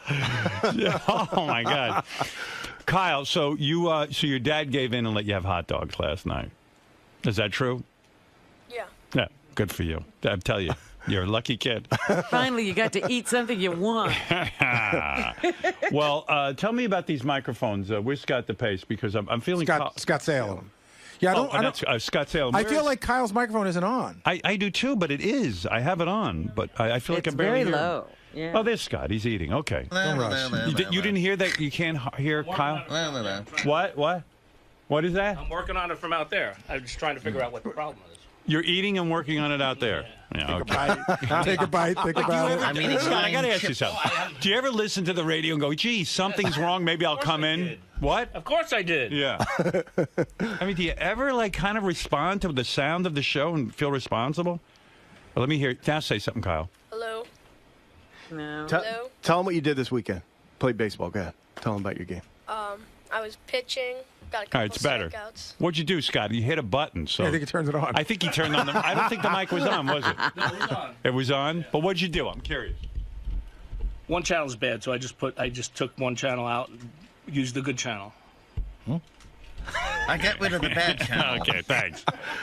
Go back and finish your breakfast. I don't want to interrupt. Jesus Christ. You can barely hear the kid. You'd think he'd come in. Why do they bother me with It's not important to hear the kid. I mean, there's another kid in there, isn't he? Just listen to him. I mean, this is crazy. He can answer for the What's both going on of them. around here? Lucas, have you ever seen anything? No, I mean, I've never seen I can hear one kid fun. Lucas, you want to know why? Lucas, you want to know why this happens to me? I'm too nice. I keep everybody around. They're Even not if- going to Maybe win you should have been anyway. raised by Scott. Exactly. I would have this place in shape in order. You know how many times these mics were tested before we started the segment? I mean, probably 100, right? 10? I would assume so. Not to mention, Howard, my headset is cutting in and out, and it's distracting me. Right. Yeah, mine is too. We're I getting gotta past go back it. in there again. My headset's okay. What am I going to do? Now they're going to make me interrupt my breakfast again. My oatmeal's gonna get cold. What else is wrong? Everything's wrong. Why don't you concentrate on the positive?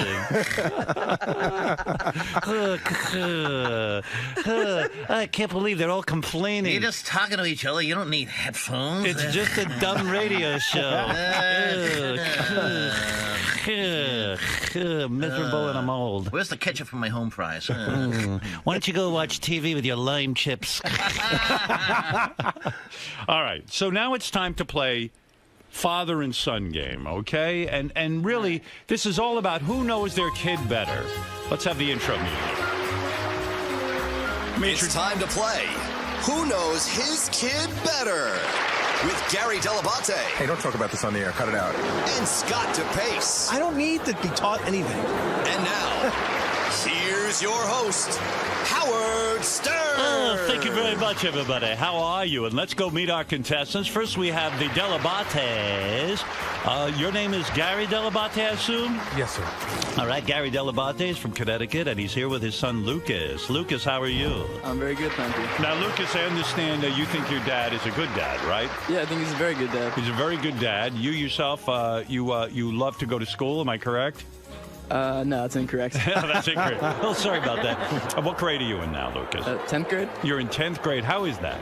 It's really good. Yeah. I'm having a good time. And what are your hobbies? You like to spin records, I understand? Yeah, I do. What does that mean, spin records? I DJ. I'm a disc jockey on the weekends. Right. You enjoy the music the black people make?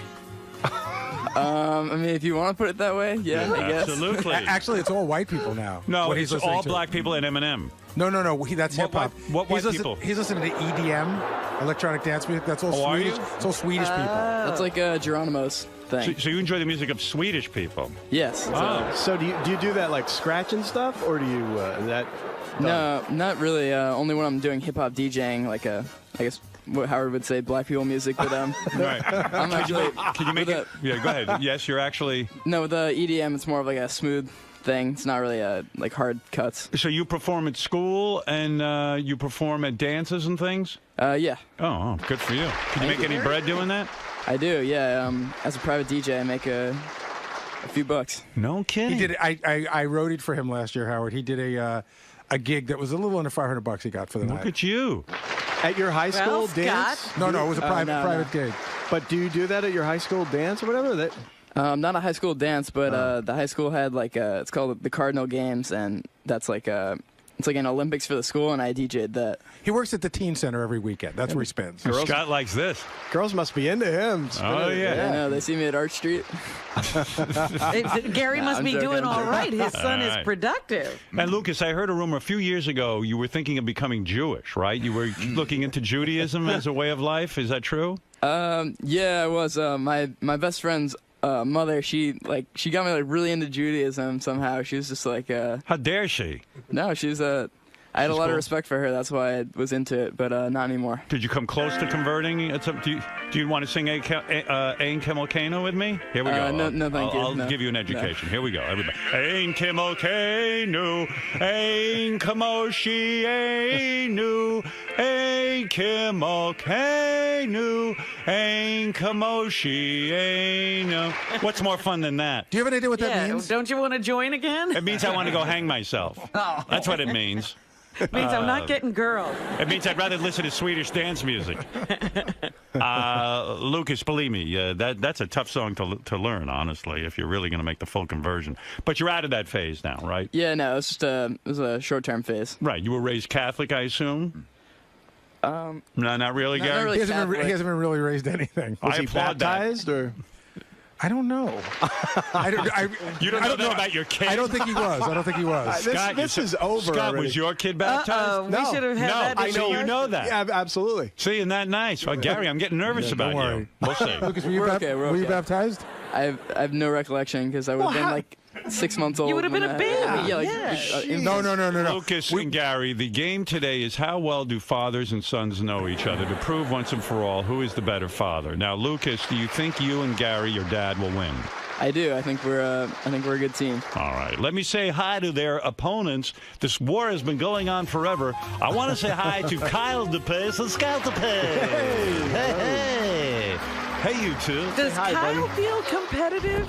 Kyle, do you feel competitive like your dad, or are you just like, are you turned off? I'm competitive. I wonder why your microphone's not on. I mean, you're speaking fine. Hold on, talking to that You're one. talking to this one. Hello. Yeah, there's something going on. Scott, boy. I mean, come on, guys. Yeah, the phone ain't bad. I mean, how long is that going to go on? The other microphones work. Can we give Kyle another microphone? They're getting Kyle another microphone. In the meantime, Want us to share this one? Kyle, do you know sign language? Thank you. I mean, I was going out of my mind here. I go, well, maybe Kyle's very soft-spoken, but he seems to be right on the microphone. Holy moly. I mean, what is with my engineer? It's unbelievable. Thank you, Evan. Scott, Evan, why don't you just become the engineer? Why do I have to put up with Scott? Try that one out. How's that, Kyle? Hello. Is that a little better? Hello? That sounds bad. I think there's something wrong with the whole It's connection. something wiring-wise. There you go. All right. So it's Mike C. Yeah, kill that. We'll just take it into our own hands. Thank you. Kyle, Kyle, you understand I've been at this game way too long. I really have. I can't take it anymore. Do you understand what I'm saying? Have you ever been so frustrated that you couldn't take it anymore? Yeah. You have. Okay, thank you. Did it involve chips? Kyle, what grade are you in? I'm in 7th grade. 7th grade. How's that going? Do you like it? Medium. Medium. It's okay. What is? Can I just say, great student here, top of the class for math, science. He's awesome. And what if he wasn't? Could you still love him? I would still love him. But you'd be less in love. No, but you'd be less proud. I would have to work with him a little more. By the way, Lucas on the honor roll every semester last year, just saying. Yeah, okay. Oh, boy. All right, Dad. Thank you. Thank you, Dad. Kyle, what is your favorite subject? Math. Math is your favorite subject. You like to what are they up to there? Algebra? Figures. We're doing shapes right now. Shapes. Let me tell you something. That's very impressive. I myself am still struggling with math. Although I'm the mathematician on the show, I have to figure out the years and things. And I might say that math and science are the most important of the classes. Well, I'll tell you what. I'm not going to argue with you there. Okay. And Scott, what do you do on the show? I've never quite figured it out. Director. Right. Now, do you know your father's a director, Kyle? Has he explained to you what he does?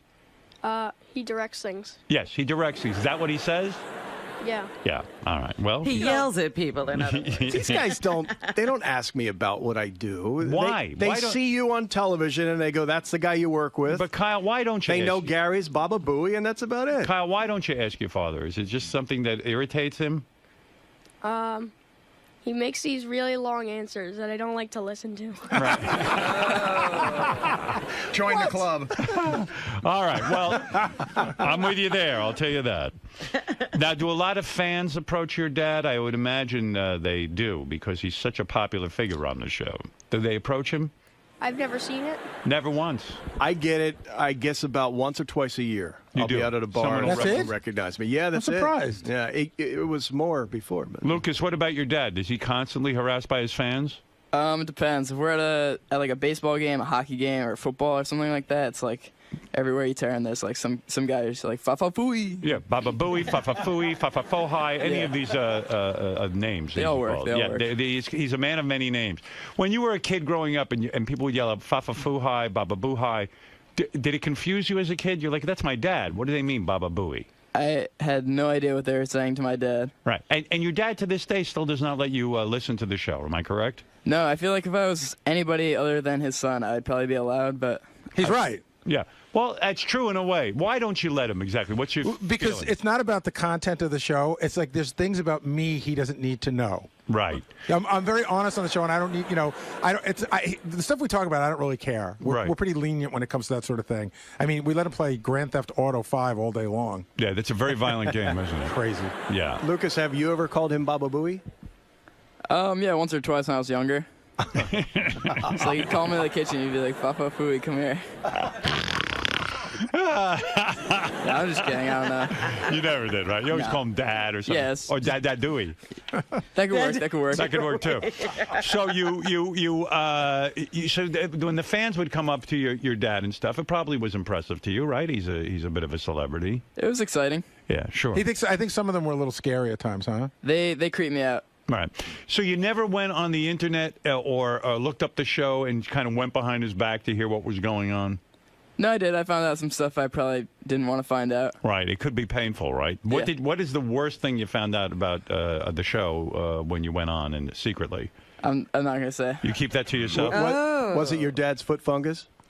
No, trust me. I already knew about that. Trust me. What is well aware of that when we go to the pool. But. Yeah, right. Do you try to cover up your dad's feet so the other kids won't see? No. I mean, it's not embarrassing. I mean, it's something you can't really help. Right. I'm in the process now. I'm on. I swear to God, I think this is the 7th medication I've tried in 10 years. Wow. I'm trying. The laser, I thought it helped. It didn't. Lasered it 3 times. This is a strong. You are fungus. a medical miracle. I mean, there's no way that that fungus was going away. It will stand up to any medication known to man. I don't even want to tell you. Is this a special fungus? It should be named for Gary, the Baba Booey fungus. I can't even tell you that when I went to CVS and they couldn't find my coverage.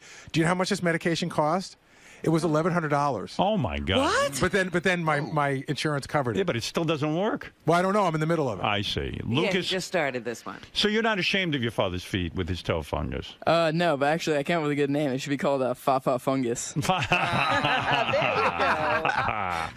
All right, now it's time to find out who is the father-son team that know each other best. And I got news for you. And Kyle, by the way, I want to compliment you on your hair. Do you ever worry in the middle of the night that your dad's going to steal your hair and put it on his own head? Some nights more than others. Right. Yeah. I was surprised that DePace lets his son have long hair. It didn't seem like something that Scott would be into. Scott, how come you allow Kyle his I'll be own honest choices with hair? Both kids, I'm not happy with either of their hair, to be honest. Derek, right? the younger one, has a buzz cut. Right. And I think he looks, I don't know, I think he Too looks severe? better with hair. Right. And then Kyle's is too long. His baseball hat, it looks kind of silly, and his baseball hat falls off all the time. Why? But yet you tolerate his long hair. You let him make his own decision. Yeah, no. All right, that's a good sign. I mean, maybe when it comes to chips, you don't allow them. They're like the Taliban. But with the hair, you let him grow it out. And besides, I've told him 1,000 times that someday he's got this to look forward to. Not necessarily. Oh, no. I'm going to tell you something, Kyle. Why do you torture him? My dad is as bald as your dad, and I've got a full head of hair. And does your grandfather on your mom's side have hair? Does he have a full head of hair? Do you know that? What did you say? Your wife's father, does he have a full head of hair? Yes. Kyle will have all his hair. But, he's got very different hair. It's very curly. I don't care. And Kyle, you're going to keep your hair. Did you hear what I just Okay. said? How's that for good news? That's good news. So just shake it at your dad every once in a while. Taunt him with it. I tell you, the younger one does. He does. Nightly, he'll say something at the dinner table. I remember when you had hair. I remember I met you had some hair. This job killed it. Yeah, This job you took just all burned my- it right off. Yeah. All right, now it's time to play the game. I'm going to ask Gary Delabate and Scott DePace to leave the room while I give their sons various questions. Kyle So this and is a matching Lucas. game. It's a matching game. It's like the Newlywed Game, except with fathers and sons. All right, here we go. This is exciting, boys. Lucas, Kyle, I'm going to ask you a series of questions. Give me the answer that you can best come up with, okay? No pressure, boys. All right, here we go. We're finally going to find out who's the better dad. We're going to finally find out, Robin, who's the better dad. Or did you just say that? All right, here we go. All right, Lucas, are you ready? Yes. All right, Kyle, are you ready? All right. Lucas, what is your favorite band? It's not a band. It's more of an artist, but Dead Mouse. Dead Mouse, okay. Kyle, what about you? I have no clue. What is your favorite Don't like music? band, music or something? I Yours. usually go by like the song, but I'll go Katy Perry. Katy Perry, okay. All right, there you go. All right, Lucas, what is your favorite holiday? It's tough. I'd say probably Halloween. Halloween. Why is that? No, it's just like a fun time of year. I like the fall. Not Yom Kippur? You like dressing up and all? No. As a Jew, you would think you would want that. All right, okay. So you say Halloween. All right, Kyle, what is your favorite holiday? Christmas. Christmas. You get a lot of gifts. Okay. All right, Lucas, which one of your father's habits annoy you the most? Maybe just like when he farts randomly out in the open. Randomly farts. Really? Yeah. It's disgusting. I He can. does that? Just like sometimes I don't know. Ugh. When has he done that? What's been going on? I mean, it's not like ridiculous, but I mean, like every now and then it'll just. Does he ever duty his pants? No. No. All right. Kyle, how would you answer that question? Which one of your dad's habits annoy you the most? I'd have to go with the same thing. The farting. Farts a lot. He farts a lot. And you try to be civilized and keep him in, right? Blames it on the dog. He does, but it's him. Blames it on the dog. Does he do that when your friends are around? All the time. Oh, my goodness. I'm very sorry for you. For both of you. My dad doesn't do it when my friends are around. He's Civilized. He's slightly more careful. All right. Okay, here we go. Lucas, who is your favorite family member? Your favorite family member? Probably my mom. Your mom. Okay. Kyle, who is your favorite family? My dad. Your dad. It's interesting. What's your mom going to say? Hey, she's not here. All right. Okay. Lucas, what is the name of your best friend? Damien. Damien. Kyle, what is the name of your best friend? Elijah. Elijah. Okay. Okay, Lucas, what do you want to be when you grow up? I'd like to be a DJ. A DJ, okay. Kyle, what would you like to be? I have no clue. You got to give me something to go with. What are you leaning toward right now? A baseball player. Say that again? A baseball player. A baseball player. Good answer. Okay, here we go. Lucas, what's the last thing you got in trouble for? Like the last big thing I got in trouble for? You know, something you got in trouble for. You got to think about what your dad might answer. Right. Go for it. All right. The biggest thing that I ever got in trouble for was I left the house one night at like midnight to go hang out with some friends. Whoa! My dad, he got so mad. He'll remember that one. All right. Kyle, what did you do? Last bad thing you did that you got in trouble for? Ate the wrong chips?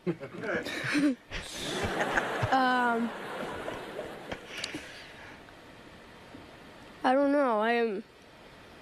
Must have done something wrong. You seem like a good kid, but you must have done something. Yeah, but you never. You can't be perfect. Perfect, are you? I'm perfect. Did you get? You're perfect. You never get in trouble.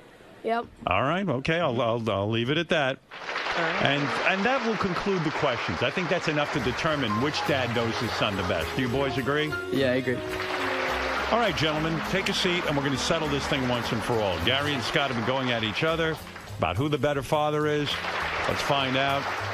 Put your cards down, boys. When I ask you a question, you'll flip over the top card. Okay, guys? You understand? Yes. Kyle, no, we know you do. Kyle and Lucas, you understand? In other words, keep those on your lap, flat on your lap, and then when I ask you to reveal a card, you'll take the one from the top. Okay, Kyle? Okay, Lucas? Mm-hmm. All right, boys. All right. Gary, I'll go to you first. We said to Lucas, what is your favorite band? Not yours, your son's. What is your son's favorite band? What did he say? Deadmau5. Hold up the card, Lucas. Deadmau5 it is. That's 1 point on the board. All right, let's go to Scott DePace. What is your son's favorite artist or band? Oh, shite. We actually went through this, and you rehearsed and you still don't know. Well, listen, here's the thing. Just answer the question. Don't give me an explanation. I know he listens to Hits One all the time. He likes that type of music. I'm going to go with Katy Perry. Katy Perry is correct. Oh. Wow. You pulled that out of your butt. Yeah. And I think she might be here today. No. She's here on Friday. She's not in New York any Monday, Tuesday, Wednesday through the end of the year. Is that true? Why doesn't she want to do our show? She did our show. I don't know that she doesn't. They just told me she's not in town on any of the days we're on. All right. Well, we'll badmouth her then, okay? What the hell? Yeah, because that's the craziest excuse I've ever heard. I wonder if she's mad at us because we've had Russell on so many times. Who knows? All right. Here we go, boys and gentlemen. We're here. We're playing the Who Knows Their Kid Better game. All right, Gary. I'm sorry, Scott. We said to your son, what is your favorite holiday? What did he say?